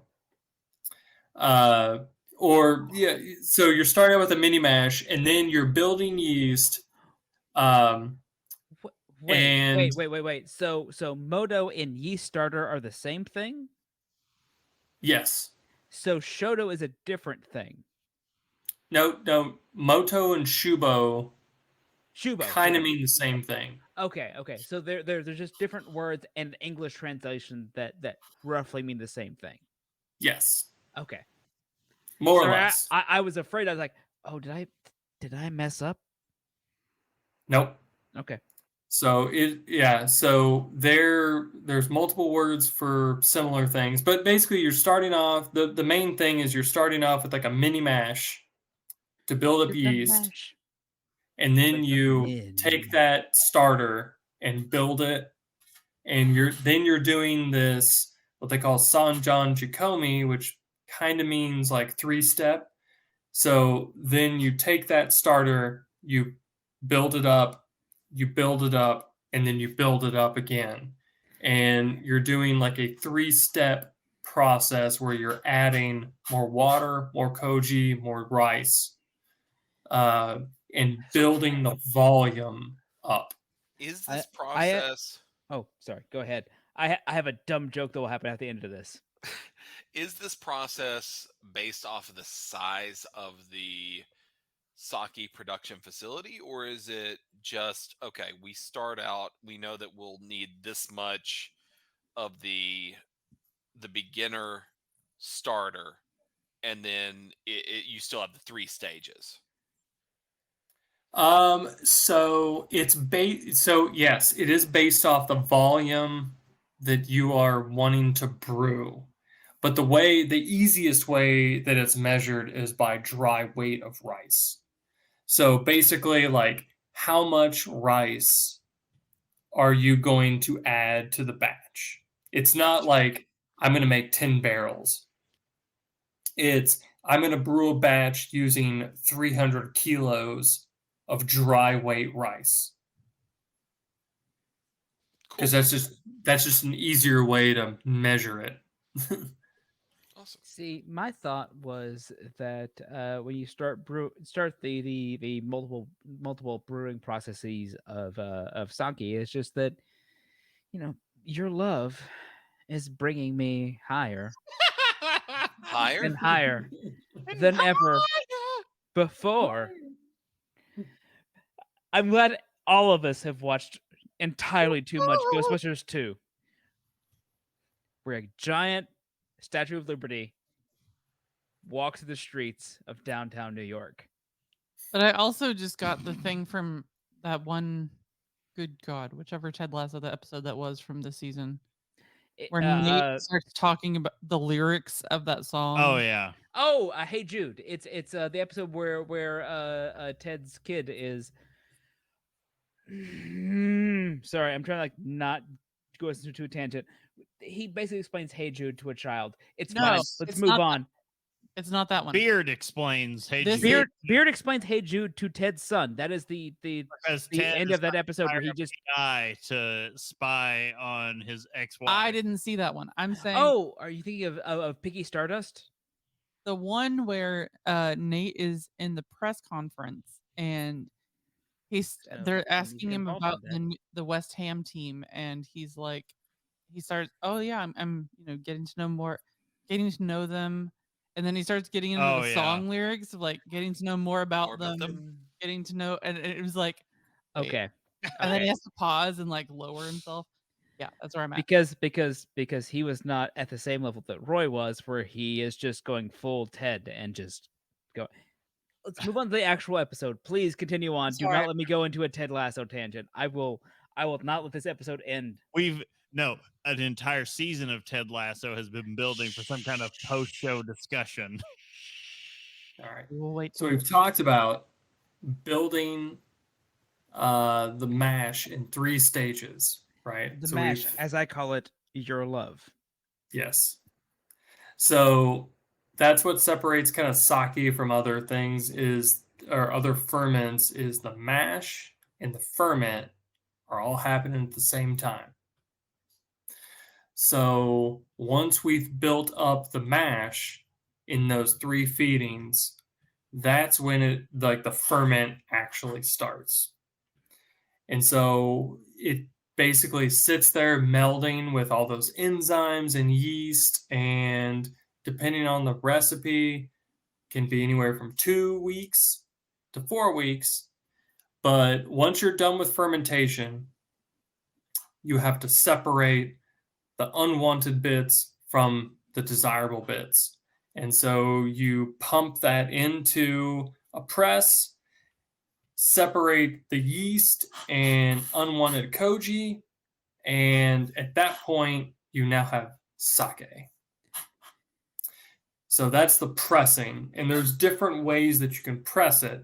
Some sake brew, and then after that, depending on the recipe that you use, you can start off at 18 to 20%, or you can, before you filter it, you can add water or what they call brewer's alcohol, which is basically low grade or like single distilled neutral grain spirits. I will say, in addition to water. I will say, doing a lot of research in this, the brewer's alcohol addition made me understand. Oh, this is a lot of like the Daigenjo. We'll raise the ABV, but I mean, well, it's not really raising the ABV because, like, by law, they can only add like 10% of the volume of water that they're adding. This is neutral grain spirits. This is why we brought someone who knew what we were talking about into this episode, because I was wrong. He just did a Spartan kick there. He went, "This is neutral grain spirits." Because I was like, "Oh, I assumed this raised the ABV," but I was wrong. And I lowering the ABV. Really? So is it one of those situations where, okay, we could add water, which has 0 ABV, or we could add. Let's let the intelligent person add information here, because I'm dumb as hell. Apparently, this is really between Casey and Bob. Or we Justin. definitely like are we definitely appreciate. That's the word I'm looking for, because 2 bottles of Justin's sake in on this one. 2 bottles of sake. So we're like, you could add water, just straight water, or you could add like a 10% alcohol solution, which is still lower than the current alcohol concentration. Is that kind of what we're looking at? It's usually like a 30% alcohol solution, but it's only 10% of the volume. Okay, so even at that, you're still only adding like 3% to it, or whatever that may be. Yeah. Yep. So it does change the flavor profile of the beverage that you're doing it. And they only started doing that towards kind of the end of World War II, to kind of extend their production volumes, so they could use less rice and get similar alcohol volumes. Oh, that makes all the sense in the world. So that's kind of like after you're done fermenting and you're done pressing, you have this high alcohol volume or this high alcohol product. And then you can add water to cut it or a flavor adjustment. So you can add water or this brewer's alcohol cocktail to it to adjust the flavor. And there's different pressing methods that we can get into, but basically you can either like push it through filters, like filter media, or you can put it into bags and smash it, or you can just hang it and let it drip. Are the main ways of filtering sake. I think I've had the push it real good, and then I have also had the drip method. Yeah. Oh yeah. So, and each one has its kind of like pros and cons, and it all has to do with I guess yield and the extraction of the products that you're going through. So like you can force something through a fine enough mesh, but if you force it enough, you're going to get undesirable products. And so there's you have to keep in mind like how you separate the lees from the sake. And there are more efficient ways and less efficient ways, but anyway, so the main point is to separate the liquid from the yeast cake, basically. But once you do that, we're finished, and we can add water to proof it down, or we can filter it further to clarify it to whatever preferred method, and then we pasteurize it, which we can talk about pasteurization later. But basically, it's a heat treatment to stabilize the product. Justin, what is the what is the highest ABV of sake you have run across? The highest is 21. Wow. Whoa. 21%. Is that all yeast based, or is that adding in some additional grain alcohol to get to that point, basically? Nope, that is all fermentation, baby. Wow. That is party town right there. Whoa. By the way, I will 100% say I have that had is aggressive, and yeah, it is aggressive, and you taste it. I will say I have tried not anything like quite that high from you, Justin, but it's just been like the you could get like oh, that has some A, B, and V. And this in our early stages of R&D, yeah, there probably were some sakes that got up to 20%, but the recipes that we use, it tops out at about 18 to 19%. That's it. In our R&D stages, we had some slightly flammable. Well, I mean, what is proof, Chris? It is where you could pour gunpowder into your alcohol and set it on fire and it flash. Yep. Those are the rules for something being 100 proof. Wow. Okay. And let's get finally to before we get there, do we want to take an intermission? I don't think that's safe. We're close to halfway of this episode, maybe just over. Justin says no intermission. Please don't. No, Because let's we'll never come back. power through. We got this. We just got to do this. Just look, tomorrow's gonna be a long day. Brittany, keep this So in. I am the weak one, and I just popped the second bottle. Oh, Oh, well, we're- he's got we're another good. hour at least. Here we go. I popped the second bottle like 20 minutes ago, maybe. I am And already and, drunk. and I have barely gotten in there. However, Casey, Justin, and myself are drinking for 1. Chris and Brittany drink for 2. That true. matters not. We're 2 bottles down. Oh, it matters because you have 2 people drinking out of 1 bottle, and the other of us are drinking 1 person 2 multiple bottles. But you Listen, can I'm drink out of more than you sake. Yeah, I'm out of chilled sake and had to move on to beer. So, No, it's fine. You guys talk, and Brittany will just continue talking about the rest of this stuff. We'll get there. I'll try. Brittany will slur us to Casey. Shut up. At least she's the one that has the best grip on the Japanese language. I would say the best grip on reality because right now that's probably true. That's not. Punch Oh, through to it's not. reality. Oh, it goes gravity. Oh, Actually, no. The Japanese thing. It just made me like go down a rabbit hole of the company I work for. I was like, "Oh, look! Here's the building in the headquarters in Tokyo." Okay, so Junmai. This is actually what we're supposed to be talking about. what if 2 things?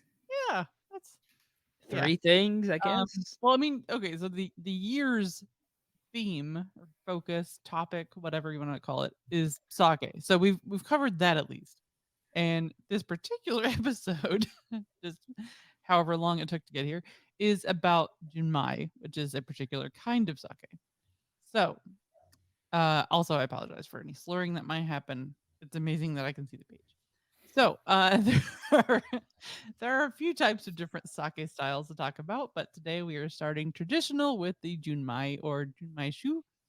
This is probably what you think of when you think of sake, unless you are thinking are still thinking of hibachi chefs. I still don't know what this is, like the squirt bottles thing. I've never gone to hibachi in my life, so that would Oh, can we all go to hibachi together? I should. want to, so I've that never was, gone. So That was my growing up. Every vacation we went to a hibachi, no matter what the town. we didn't have that kind of money. No, it's fine. we didn't go on vacations. Listen, the No, best I understand, restaurant Brittany, in but we're Pikeville now. Yeah. that is accurate. Yeah. So yeah. as it says from the beginning of the episode. So Junmai can be translated as pure/unmixed rice sake, which means that no additives have been added.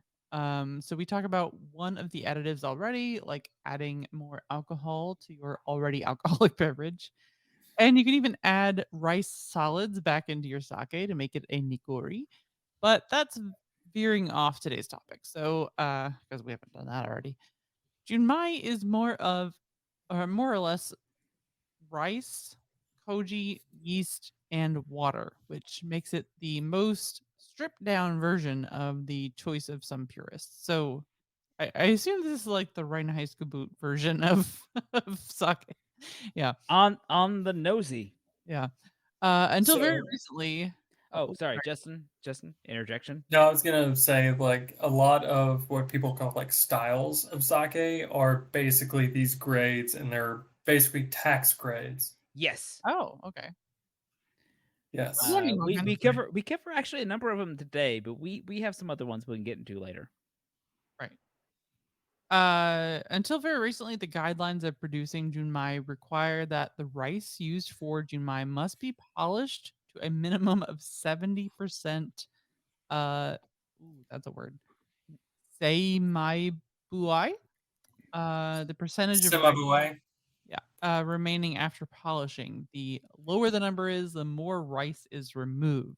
Okay, so rice for bulk sake, futushu, was polished less. Interesting. So in the past few years, however, the polishing requirement for junmai has mysteriously disappeared. Some of the larger sake companies in Japan were worried about futushu being viewed as an inferior product, and asked the government to lift the polishing minimum so that all sake made from only rice water, yeast, and koji could be called Junmai.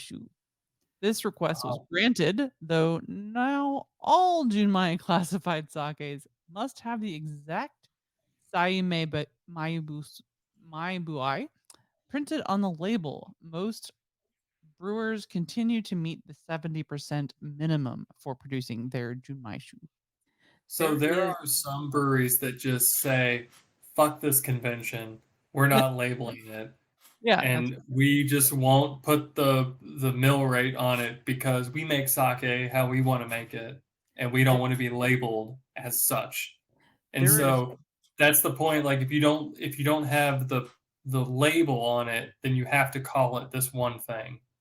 Versus so we've talked about that in many, many, many episodes about like which I admire them because they're just like, fuck your convention, I'll make my own. Flying Dog has entered the chat. And Dogfish. Flying Dog and Dogfish Head both are just like there is a heavy one, there's a right high school boot feel about this, about kind of this idea, but also just you have to call yourself to call you this, but also screw them. But follow your heart. We live in bourbon country. Bourbon is one thing. It is one thing. It is a lot of corn. It is whiskey made with 51% corn in Kentucky. Let's say if you're a Kentucky resident, but you can have people in Pennsylvania. No, you can't. They can call themselves a Kentucky a bourbon style whiskey, but I will fight them to the death. Legally, they can be wrong. Legally, they can, but they can also be wrong. No, we cover this so often because every country, every spirit, but every type of alcohol, I guess, every type of consumable alcohol has their thing. Like we've mentioned the Rheinheitsgebot a lot, but like champagne is also another, or Champagne, Burgundy, or one of those. So Burgundy. Like, exactly. Yes, you're Burgundy. These have to be made the specific way in only this location, and like so. We've gotten into that kind of a lot. It's just throughout history, this is like the pattern. I also love that we only allow that Kentucky has the only one that we will do region and recipe. Everywhere else, like, that's fine. You can do whatever you want. Yeah. No, bourbon. 51% corn from Kentucky. Otherwise, get out. Look, there's not many distillers with the balls to not have something to do with Kentucky. And label like they got the oak barrels from somewhere. There's very few who they're willing to just come out and be like, we have 0% to do with Kentucky, and here's our bourbon. Like, just people don't have the gall to do it. And they're Kentucky adjacent at MGP. Yeah. No, if you're from Tennessee and you say that shit, I will come to your house and burn your house down. But Tennessee just sticks to like. Even they're like, no, we're Tennessee whiskey. That's true. They share a border. They know better. They do moonshine and Tennessee whiskey. They don't do they've rarely claimed bourbon. They sell you heaping jars of sugar and go, here's our clear whiskey. They sell you apple pie moonshine. Yeah. My parents look. I've had apple pie moonshine from the hills, and I've had rat poison moonshine from the hills. And Brittany's holding like a pump of soap. No, for some reason. Like, drink one because I'm drunk, and two because I'm like, okay, no, I've gone whole. I didn't realize, but I'd gone like whole hog Japanese stuff because this is from my company that I work for. And she's got to like pimp it. I've got to shill this stuff because I was like so proud that I got the like stuff on the discount. And because they're like suing Disney apparently. Yeah, because they should. Their name Ron DeSantis? No, they're suing Disney because they sold Disney they apparently they patented the like hand stamped foam soap. And they Don't say foam soap. That's the law. That it? Fair. well, the stuff that stamps it in a shape on your hand, Yeah, and they then they have Disney the then Mickey took it. one, and yeah, Disney was took like, it and got someone else to make it and started selling their a different one, and they're like, "Oh wait, we own the patents on We this." have the patents Nah, on it. dog. I got this one from work, and we have this one does a paw print on your hand. Like, yeah. For So Bluey. that's what I was going to ask. If I pump the soap, does it put a Mickey Mouse foam shape on my hand? The Mickey one does, but Damn it. it's not like the right one. It's to not get. official It's not at the on the up moment. and up, I guess. Justin, what Disney I would legally own that. A different company legally owns that, and Disney's selling it as though they own it, and so there may be litigation in the future. To quote a movie, Master and Commander, this is the modern world we live in. Yep. I ain't going against Disney. this I wouldn't. Justin, I'm not saying Ron DeSantis is a fucking idiot, but I'm saying he's a fucking idiot. Justin, the thing I would say in this instance is at a certain point you just have to push it. Push Push it it real right. good. I was waiting to see when that. No, Mr. Mouse. Yeah. Also, gomenasai to anyone listening to this who understands literally. anything. Yes, I am very sorry. I was gonna say I don't even know what you're saying, but I know you're apologizing. Gomenasai. That is one of the random smattering of Japanese words I know. And in fairness, that tracks. When this glass gets emptied, I'm moving to whiskey because it's World Whiskey Day. We're like determined to be sleepy as hell tomorrow. At 5 a.m. Chris, Japanese whiskey it is then? Oh, it is. Ooh. Cowabunga it is. I'm not supporting you when you are like, I can't do this. And I'm like, yeah, you shouldn't have kept drinking. Oh, look, after I drink this shot of Japanese whiskey, I break out the gift you guys gave me a while ago about the decanter that I do not know how to use. So, Justin, you wrote a whole nother category of sake on here, and we're not even through Junmai yet. Nope. Here we are. This is how this works. This It's is how this works. we were so excited about the sake that we're all just like, yeah, let's drink all of it that we have. And then we I chug have a rough rule of how many pages an episode should be, and then I forget to account how much we're willing to ramble. So, Yeah. Brittany, please. We're more rambling men when we have guests. Lord, I was born a rambling man. Please cut me off. We're so sorry, Justin. I don't know if you plan to sleep. He wants to sleep. I'll sleep and I'm dead. I thought you said Jocelyn. All right, I was like, hours. who? This goes The to a balls on this woman who thinks Jocelyn is listening to our fucking bullshit. So Look, she mentioned my name once, and I was like, okay. You got the lady bones. This goes to a point I had. It was like a couple weeks ago. I don't know. Someone brought up like, "Oh, I missed my 20s" and something, and I had to immediately pause, and I was like, "I don't miss my 20s. Like I have ridden my whole life for everything it's worth. I miss no decade of it because I rode that decade till it was done." I missed the ability to survive like I did in my 20s. I will say that. Yeah, I've destroyed my body enough. We all have a friend who probably needed to enjoy less. Yeah, well, but I don't know. It's like, can you look back on your 20? I'm like, I can look back at my 20s and like, I had a lot of fun. Would I like to relive that? Probably. God, Do I no. miss it? I'm like, no. I rode my I'm 20s hard. I've rode my 30s hard. I was like, It's like, riding. all right, from 20 to 28 is a blur. Yeah. Yep. Yep. Brittany, We started this in our 30s, didn't we? you guys did. God, I'm fucking old. Anyway, Brittany, are you finished with your section? Yes.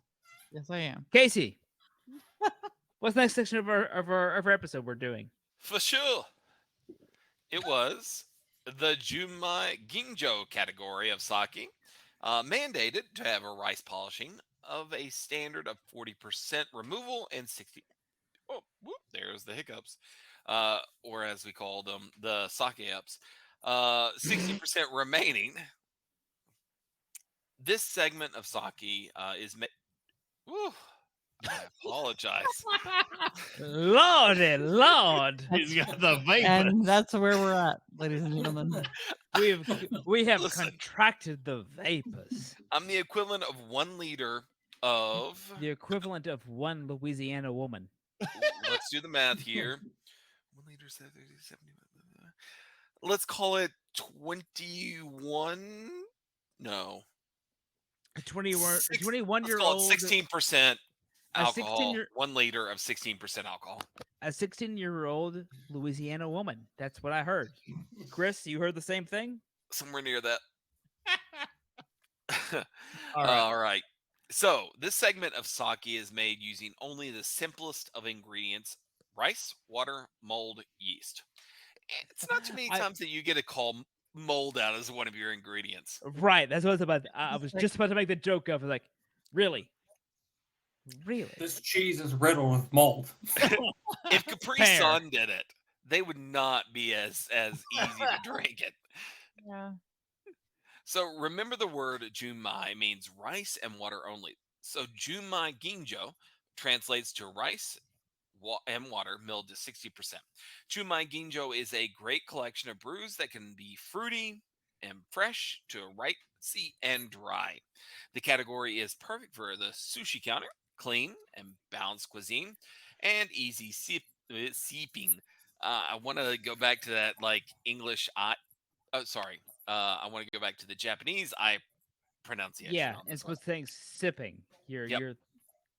By the way, how much does everyone else want to go? Like, I want some sushi tonight, right? Oh, I've seen so many things looking up We just- socket, and I'm like, oh, sushi. We just bought a whole Justin, cat Justin. toys of sushi cat toys for our future cats. Right, fair enough. Justin, There's even a soy sauce toy. Justin, you're in the same state as me. All you can eat sushi tomorrow? Half price sushi. Half. Yeah, it's gonna be a clean the freezer out. So I'm just saying. You wanna get some- dumplings, yakitori, soba. I just meant like, do you want to go? I just meant, do you want to go out with me to go get some food before we go down to Void tomorrow? But follow your heart. Sure. Yes, sure. I'll do that. We'll go to the most pleasurable, happiest of sushis in Lexington tomorrow. It is good. They'll serve it to you in a boat if you get enough. Don't tempt me. So there are some variants on the Junmai, the Genjo, and the Dai Genjo.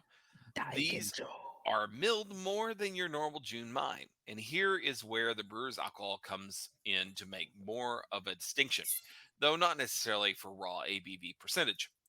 Genjo sake has the milling and polishing standards of Junmai Ginjo, which means 40% removal and 60% remaining, but the difference is the maker's use of the bit of brewer's alcohol to clean and lighten up the sake, and in some cases can even make the sake more fruity with more pop.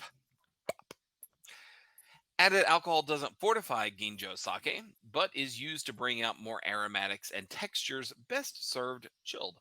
Alcohol, of course, lower. Oh yeah, it's a dish best served cold. At lower temperature, where evaporates, brings a lot of those aromatic compounds up to the nose, and so you can get some of those same flavors that are brought to your olfactory senses, even served chilled. The Junmai Dai Genjo category has the highest standards of milling rates in the sake market, with a minimum of 50% rice polishing and 50% remaining. Basically, they take away 50% of the rice granule. But the standard is often surpassed by brewers looking to push the rice milling envelope. that results in sake that can be milled down to 35%, down to 23%, and even 7% remaining figures. No. Or below 1. There are some breweries that have they label it as like 1 or 0%. We're 2 hours in. I don't know what Brittany's going to cut us down to, but also, fuck that. Yeah, So that is ridiculous. So 0.4 basically is 0% remaining. That's joules, is what I'm saying. You're not wrong there. Anything below 0.5 is non-alcoholic. So are we saying that according to US standard, we can have a non-ABV sake? Well, no, I'm just saying, like, according to U.S. standards, anything below 0.5 is non. So that means that you can have a non-rice sake if there's below 0.5. Well, to put it in this context, you buy 1,000 kilos of rice, you mill it down to 100 kilos.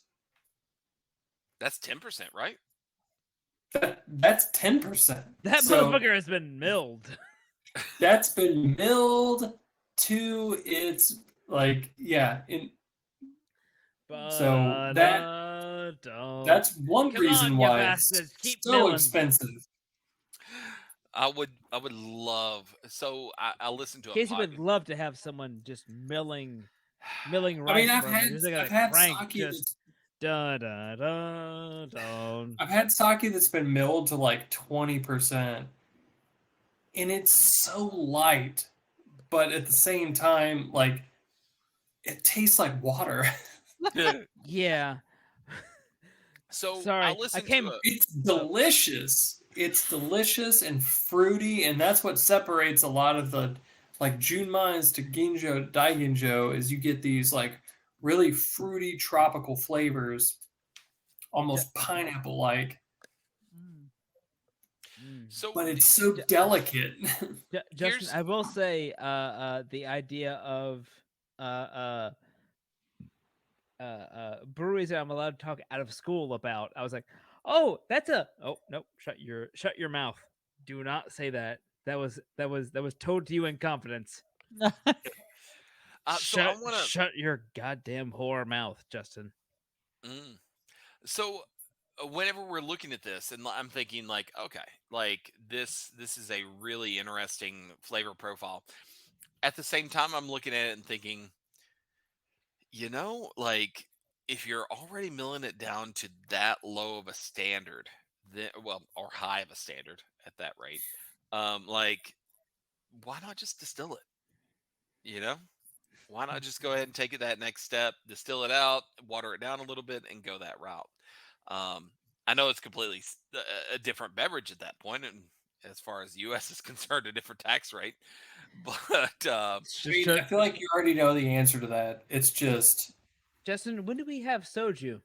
It's just true. This measuring. Yep. When will I have soju? Whenever I can distill. Yeah. Fair enough. He's put in his licensing documentation. He just needs to wait for the feds to get back to him.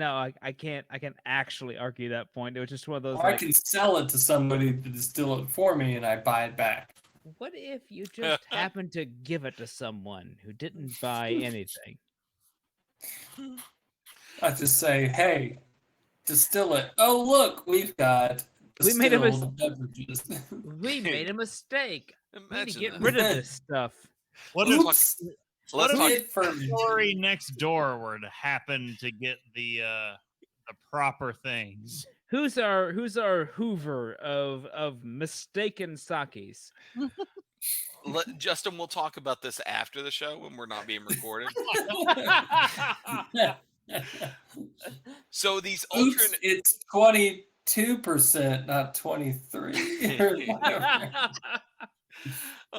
These ultra and uber Junmai Daigenjus, because we always need to order or add in a German word in there with uber, all drink with the elegance and sophistication of flavors and complexities.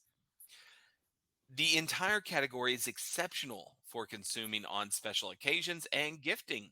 It's kind of like those square watermelons. You just want to give somebody a square watermelon sometimes. What? Don't you know, like, the whole idea of square Yeah. watermelons? Well, okay, again, another thing we'll talk about after this. Junmai Daigenju sakes are fantastic on their own and great with champagne, fair, and elegant appetizers. They are always served chilled. Yep. The Daigenju category has the same milling standards of 50% removal and 50% remaining, but sake makers and a little brewer's alcohol add a little brewer's alcohol to lighten the brew a little more and lighten out the aromatics and give softer textures. Look, When if you don't know what a square pineapple in front of your door means, you can't afford it. Yeah, definitely not. When sake makers send their brews to national sake appraisals and competitions, they usually send their Daigenju sakes. Okay, That's I'm it. gonna You're chime in. welcome, Justin. We're done. Well, they'll also send their what they call competition sakes, which are not the sakes that they would serve to their consumers, but basically it's like the sake to win competitions. So not is it to like serve. you can have a 40% milled sake, 60% remaining, and send that to a competition because they've got a category for that area? Or So there's like a separate like competition for like technical brewing.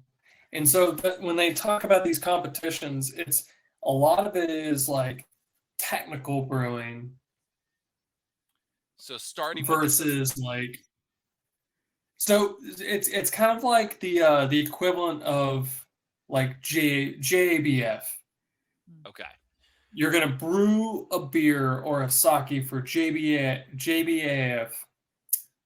to a standard. Letters are escape me, but you're gonna brew a beer for that competition, but it's not what you sell to the consumers. This is Basically. batch. So it's like 143. competition. Yeah, this is a specific batch of something that we've done because we want to make it exclusively for this competition. There may be a bottle or two that goes out for the general public, but in general, this is not exactly what we do for competition or Yep. for what we make. Yeah. And so the standards of like competition sake versus like standard sake are a little different, but at the same time, like it's kind of a different beast. Like there's like the commercial aspect of it, and then there's like the production aspect of it, and Who's your aspect like of it? there's different competitions for each one. Like you can win a competition sake and then be like, oh yeah, we won this competition sake, but it's not what like they sell to consumers. So what I'm coming to from all of this is we really need another episode where we don't even have a script. We don't have a written down, here's what we're talking about. We just need like a series of 200 questions that basically we're going to ask you, because there's so many very different categories of things that we want answers to, but we don't even know where we want answers to them until we get in this conversation. Justin, pretty much. Viewer submission. Viewer submission. Justin, how cool are you with that being episode 3? Because I 100% knew what episode 2 was going to be. Was not entirely certain what episode 3 was going to be yet. So New Year's Eve, we do it then. We get him drunk as crap.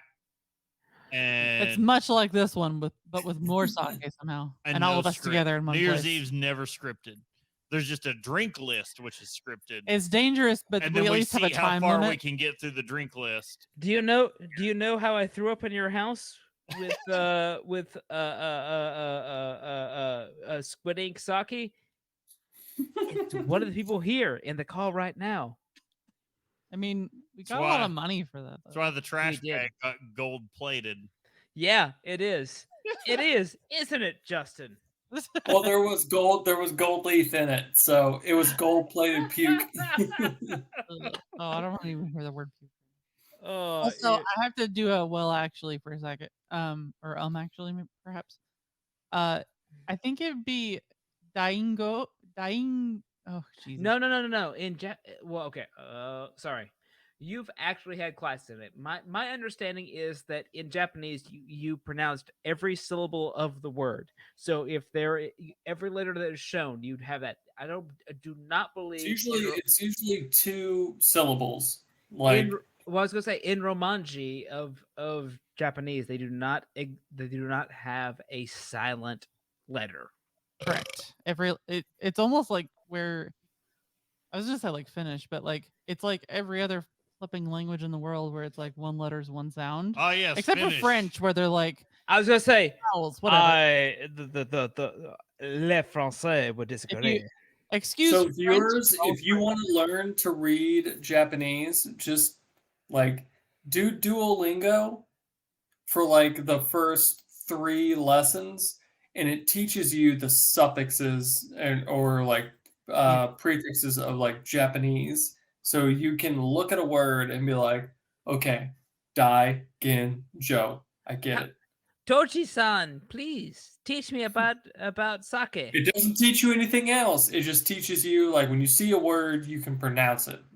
No, I'm just like, no, we tried to use Finnish as a way to say anything. Like, they're just European hillbillies. That's all they are. I'm just saying. I mean, in fairness, they have a word for underpants trunk, which I don't think anyone outside the Appalachian South understands. And we all need a word for underpants trunk. We do. They haven't even have an emoji. Yeah. That's the thing. Like, the thing with the language is like it's one letter, one sound, and like for the most part, the Japanese has the same vibe with it. And then you add on the things like the TSU, the tsu, as it's not a letter, but yeah, whatever. I was just trying to say like it ends in o, as in.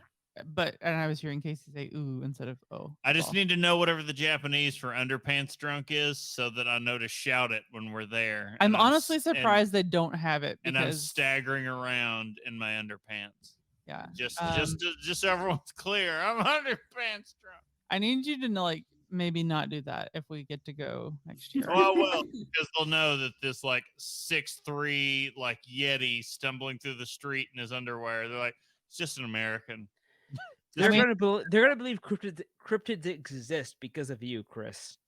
I also need to like I think of Chris walking through Japan, and then I think of like Balls of Fury. Yeah, that's it. Yeah. Which, like, that's when I have to be like, is family allowed to come? Is it okay? Like, I understand if they're not.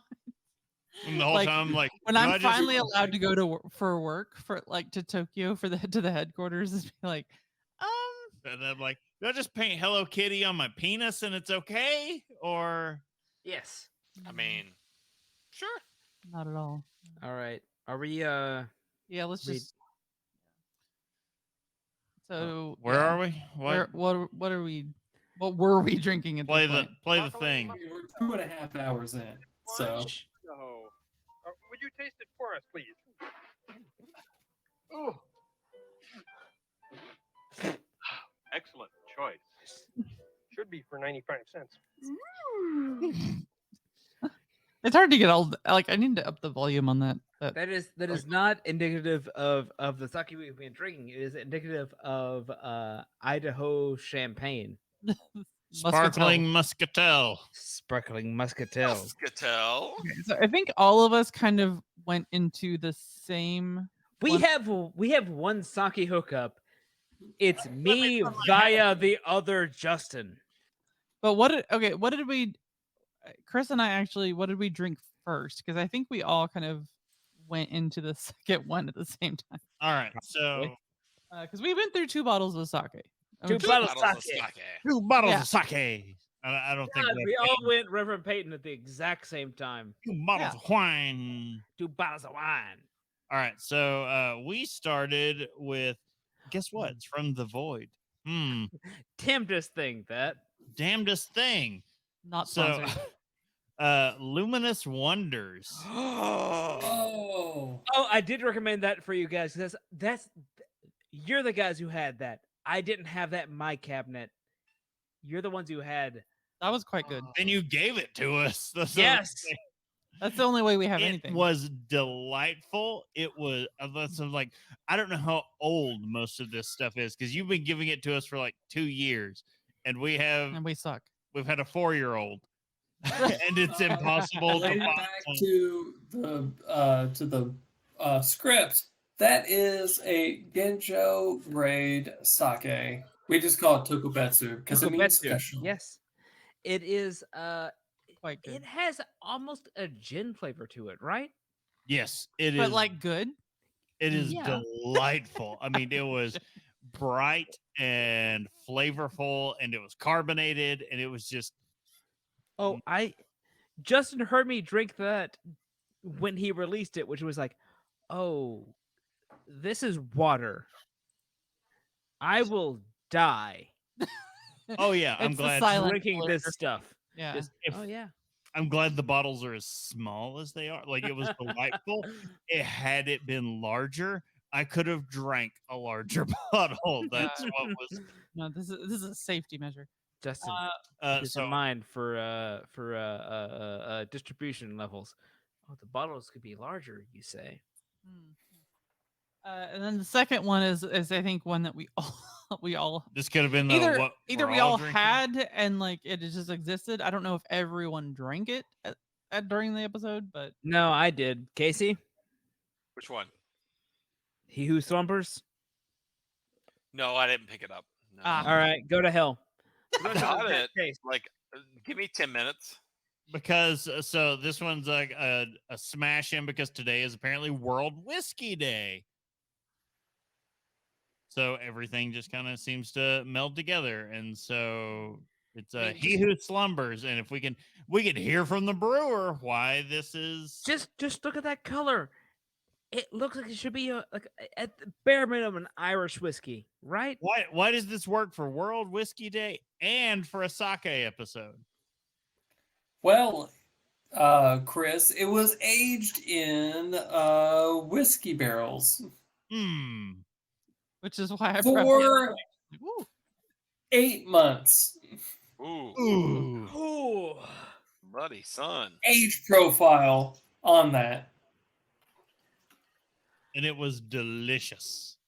God. So you could hear the point in the episode when I poured it for Brittany, and she takes a drink. It is just like a something. She's like, "Oh." Our bottle still looks like the label still looks very nice, actually, as if we just bought it. Oh, thank you. I wrote that. No, 100%. By the time you guys got that, he wrote that. He painstakingly wrote that on 2,000 bottles. If you look real hard, there's a dick in one of the corners. Chris, 1 second. My dick. My dick.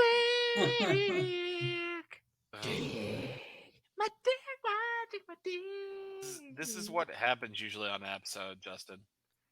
I have to Save. accept the fact that I'm just gonna put an explicit label on this one. I'm just not even gonna bother at this I mean, point. in fairness, is dick that explicit?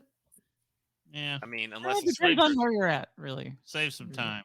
All right, fair enough. Anyway, So, speaking of, so Bob, Bob, what have I been drinking?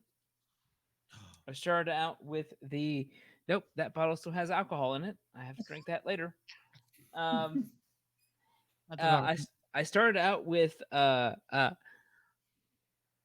Pines of Paradise. What do you think this is flavored with? Everyone else, not Justin. grains, I'm sorry? I don't know. grains of paradise, Binds. Binds. Bindes. Well, I'm too drunk. I don't know. Bines. Sorry. oh, okay. As a brewer, you should know what that means. You should. Oh, it was the I D that can't- threw me. It was the D that threw me. I So can't I'm gonna spell. go with hops because Yes. it has a D in the binds. Casey, imagine a sake Casey, imagine a sake with alpha acid. Ooh, a little bitterness. A little bitterness. I have questions, but I want to it save them for the next go. It's very crisp. It's a light bitterness, but it has enough like kind of like a crisp taste. It is pink when it actually comes out of the glass, but it is delicious. You cannot get it now. I drunk maybe the last bottle. Justin, I want to talk to you at some point. I did not give you that bottle. No. I want to talk to you, Justin, at some point about the brewer supply group. Justin or Bob? Who are you talking to? Not Bob. Yeah. No, good and well. None of us are going to say Justin Justin. about cutting you off. No, Ain't happening. No one's talking to me. That's fine. I'll excuse myself. I'm sorry. Like, you guys have a good rest of your episode. But they've got this new hop oil thing going on. I want to talk to you about this. I'm interested. Oh, there's all kinds of hop oils. I know. But I'm starting to get in like the perfumer style world where you're just looking at like compounds that are separated out specifically. Casey, I really want to talk about stuff after the show with you two. Let's do it. We'll get to it afterwards. I will say what I did follow up afterwards was also He Who Slumbers, because it's World Whiskey Day. It's the barrel aged sake, and look how yellow that sake is. I don't have any to hold up to drink. Also, look how full that goddamn glass I have is. That's a boss pour. Look, you assholes have 2 people to drink out of this of. I'm dying alone, and it's of liver poisoning. Very odd. At this rate. Casey, what are you drinking tonight? I've had two Void sakes. The first one was He Who Slumbers, and was it also from Void Sake? Not He Who Slumbers. The inverted Triforce. By the way, everyone, please buy any sake you want from Void Sake. We have no sponsorship because we just don't get sponsored. We don't. We just really love these people, and they should get all the money that ever exists in the world. Absolutely. So no, the shiny one. To me. The shiny one was one of those, and I feel like I should let the person that created it talk about it. No. Hold on. I have one opinion about. I have an opinion about the shining one, which I do enjoy. It's the basic bitch Nagori. Whoa! Wow, that took a turn. You know what? Yeah. Look, I'm just saying. I look at a number of new people show up at Void. They're like, "Oh, I've never had this before." You want the shining one? Do I? Yes. He's like, as the man who sits at the end of the bar calling out people who walk in new on a Friday night. As the oh god, what's his name from Cheers? Norm. Yeah. Norm. Justin, am I the norm of Void?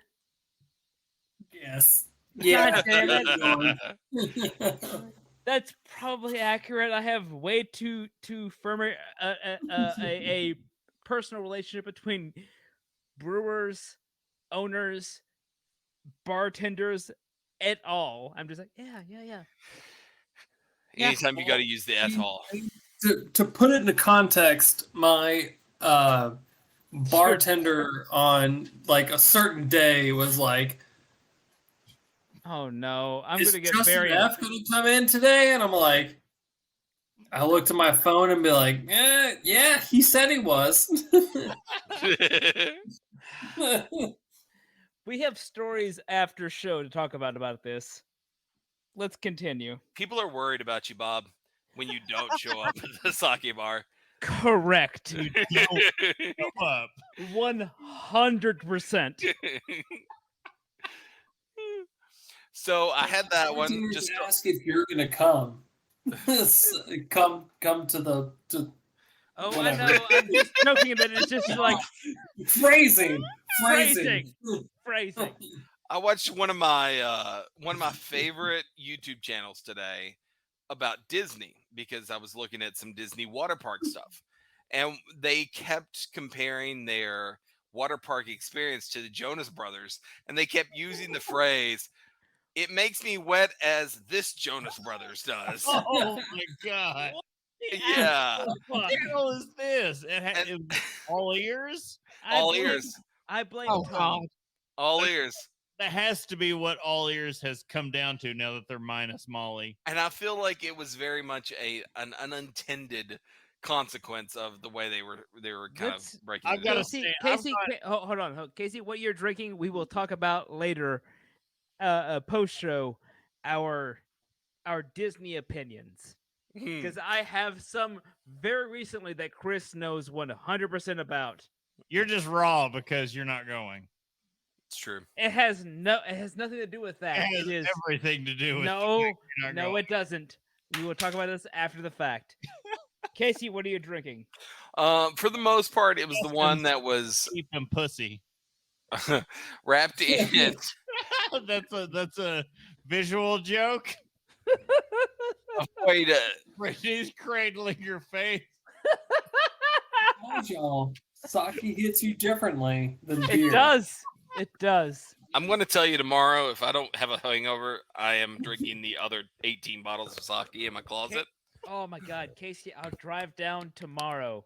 You wake up in the morning at like 9 a.m. and go, Bob, I don't feel hungover. All right, we're drinking at least 3 bottles tomorrow. Chris, I just put my glasses on.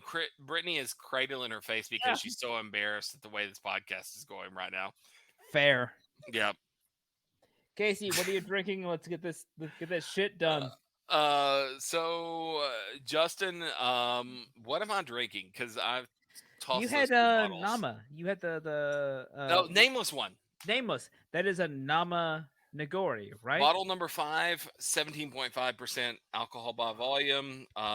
Very delicious, creamy looking sake. Very nice and like, even though it was cloudy, it was very sort of like, I say, God damn. yeah, it was very delicious in the way that it was kind of built. Even a little bit of crispness even there. You have no context for how important it was. I said, God damn, and Casey also went, yes. Listen, I'm not agreeing to that phrase, but I am. You agree to the sentiment, and you are that is correct. We're fine. Moving on. Listen, I'm there with you, but I have completed those 2 bottles, and now I'm on to Yokaichi Kome Shochu, 25% ABV. Not gonna work here anymore. Casey, the correct way to drink soju, or any of the rice liqueurs is with Sprite. You pour equal parts Sprite to soju into a drink, and you will not remember the next. You will not remember the next day. At this point, I am just doing shots. So let's go. Are we gonna rewind to the soju episode when I was just like, nope, we're gonna do Sprite and we're gonna dunk a fruit pop in it, and that's our cocktail. I got plenty of popsicles in this house right now. Look, I have joked with our friends who served time in the American military in Korea. Soju and Sprite is by the gallon. By the gallon. I have never been as drunk and offended as many people as I have during a good soju drunk. Really? Because Boston begs to differ. I was like, even during. Did you pull your dick out and press it against a window, drunk on soju? I think not. Fair enough. What about when Jury was here? No, I was not as drunk as when Jury was here as when I was in Boston. When Jury was here, I could remember. I could remember talking to Jury. I do not remember the period of time that in Boston that Casey is talking about. Thank you. Remember embarrassing himself in front of Jury. He can't remember embarrassing himself in Boston. Correct. In front of that restaurant, Hotel Hilton. In front of that restaurant where I pissed behind a pillar in front of a window. Yeah. To a like 4-star hotel where We didn't get Mhm. arrested, so we're okay. To be Correct. perfectly honest. Look, Casey, I have a magical power, and it is to piss in public where I please, when I please. The cops just don't find me without charges. without charges. It's true. Let's wrap this up. Casey, talk about what you're drinking. I told you what I was drinking. We're good to go. We started off with 2 void sakes, and then we ended with some shochu. All right. What were the 2 voids you had? It was Shining one and Nama. It was the Nameless one. Yeah, Nameless. Nameless Mist, which is Nameless the Mist. Nama unpasteurized sake. I have had nights where that unpasteurization, at a certain point, you may end up with some weird flavors. Casey has had some solid ones. And I'm very happy about that. Yeah, that guy has lived quite a good life, to be perfectly honest, because I am the type of person who will the higher the ABV, the longer I'll store it around. Don't know if that's great philosophy or not, but definitely kind of the way I approach things. But that one's been around for at least, I think, since 2022, maybe. I will say that is one that I have had, and part of me rejects after like, I guarantee you I've had that thing more than like 2 years. Mhm. And I'm like, oh, I should not have tried to drink this. I have to interject because it is unpasteurized, and part of me just gets extra paranoid. I had to go Ted Lasso, and I just missed the moment. I had to interject and be like, I hate to interrupt you guys, but as the great Bruce Dickinson would say, it's 2 minutes to midnight. Fair enough. Justin, quick question. On the Nameless, so the one I had tonight was brown glass. Is that the older or younger one? Because I've got 2. I've got one that's brown glass, one that's clear glass. Wait, what do you mean by brown glass? The bottle itself was brown versus clear.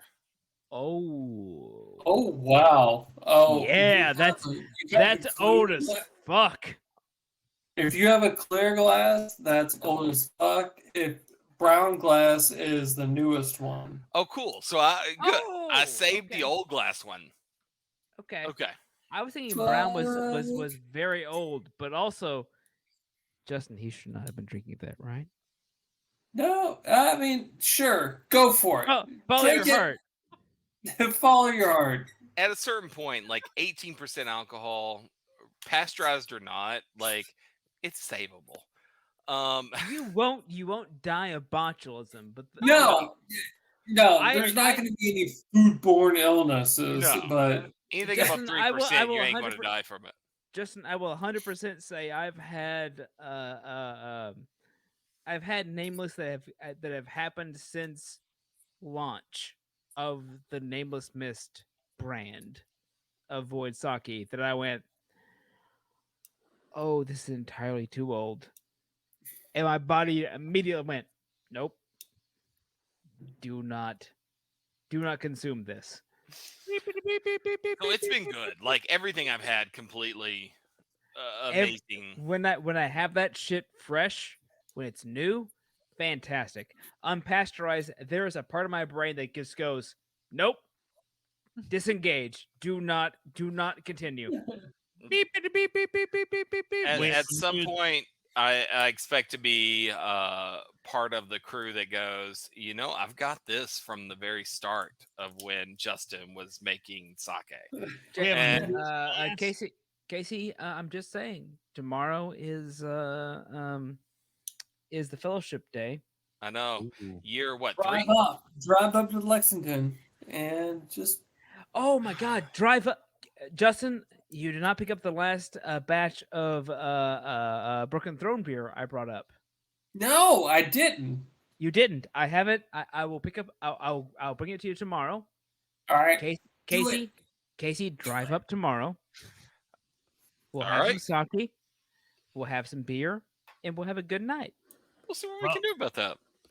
I have news on top of all this because it's probably one of the first like pop culture-y things we talked about ever on this show. Patrick Rothfuss has announced a new novella related to King Killer. No. Look, okay. In fairness, novellas are great. It would be better if it was Not a new Doors of novel. Stone, not related to Doors of Stone, but it's going to be a new novella from the point of view of Bast. Bast is great. I love Bast. Let's go ahead, by the way, and So, finish up this Doors episode. of Stone Let's published. finish up this episode. We will. Okay, Casey, go ahead and finish, L- and then we need to wrap up this episode and, Yeah. and get it up so Brittany does not murder us in our sleep. She will Uh, drive down and kill me and you, Casey. At this Chris, rate, she it's can not kill- even she nice can enough to ki- be in our sleep. She can kill Kate. She can kill Chris when she wants, but me and you, she has to make an effort, and she will do it.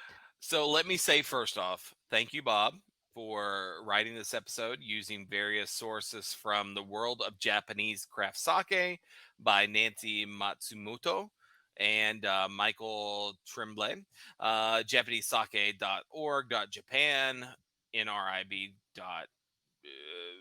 NRIB.Japan, Serious Eats, True Sake, Serious Eats again, and Sake Hiroshima. Thank you, Justin, for coming in and joining us today, as well as in hopefully future episodes if you haven't been turned off on this episode, or at least if you have been turned off, you know where to plan your nights from here on out. And In fairness, I will say Justin's asides during the episode were have been fantastic enough to go like, oh, it is like when Casey during early episodes would go, oh, actually you're wrong. It's this. I'm like, oh, These simpletons need direction. it's amazing to have someone that knows what they're talking about, is what you're saying there. And Correct. yes, it is. Thank you so much. If you like what you're hearing here, you can subscribe and get some great resources at haveadrinkshow.com and follow us at Have a Drink Show on social media and twitch.tv. don't forget to see your favorite drink, or just ask a question or just leave some general feedback at haveadrinkshow.com. Or you can use the email address haveadrinkshow.com. Feedback at haveadrinkshow.com. Saki has been very heavy this entire episode. I apologize. You can also just use the feedback page on the website. Smoke signals. Don't even Shouting at the void, or the void of. Well, actually, no. I'm usually there. It's fine. Take 9. All joking and fun aside, we'd like to remind everyone to Pure fingers. please drink responsibly. None of us are going anywhere. Yeah. Nope. Promise. Asses staying home. Mhm. We're home. And thank We're you, drunk. Justin, again for coming and setting Also, us I'm straight. Thank you. Oh, I'm so sorry. I'm drunk. You're drunk. Everyone's drunk. Everybody. I'm drunk. You're drunk. Everybody's drunk. Brittany, how close to how that sounded to how I sounded? Pretty. I mean, you said thanks. Tell us your listening drink or something. I was like, yeah, here we are. You're listening, right? You. It's been a minute since we've gotten this kind of episode, so it's great. Anyway, so check us out in another couple of weeks if you want for the next episode, and remember to check out patreon.com/haveadrinkshow and haveadrinkstore.com, where I feel like there's going to be a lot of inspiration for a lot of new designs coming soon. Once again, I'm Brittany Lee Walker. I'm Justin Frazier. I'm Christopher Walker. And I'm Casey. Casey Price. Casey Price. And guest Justin Levon. Justin Lavon. See you guys next time. Bye.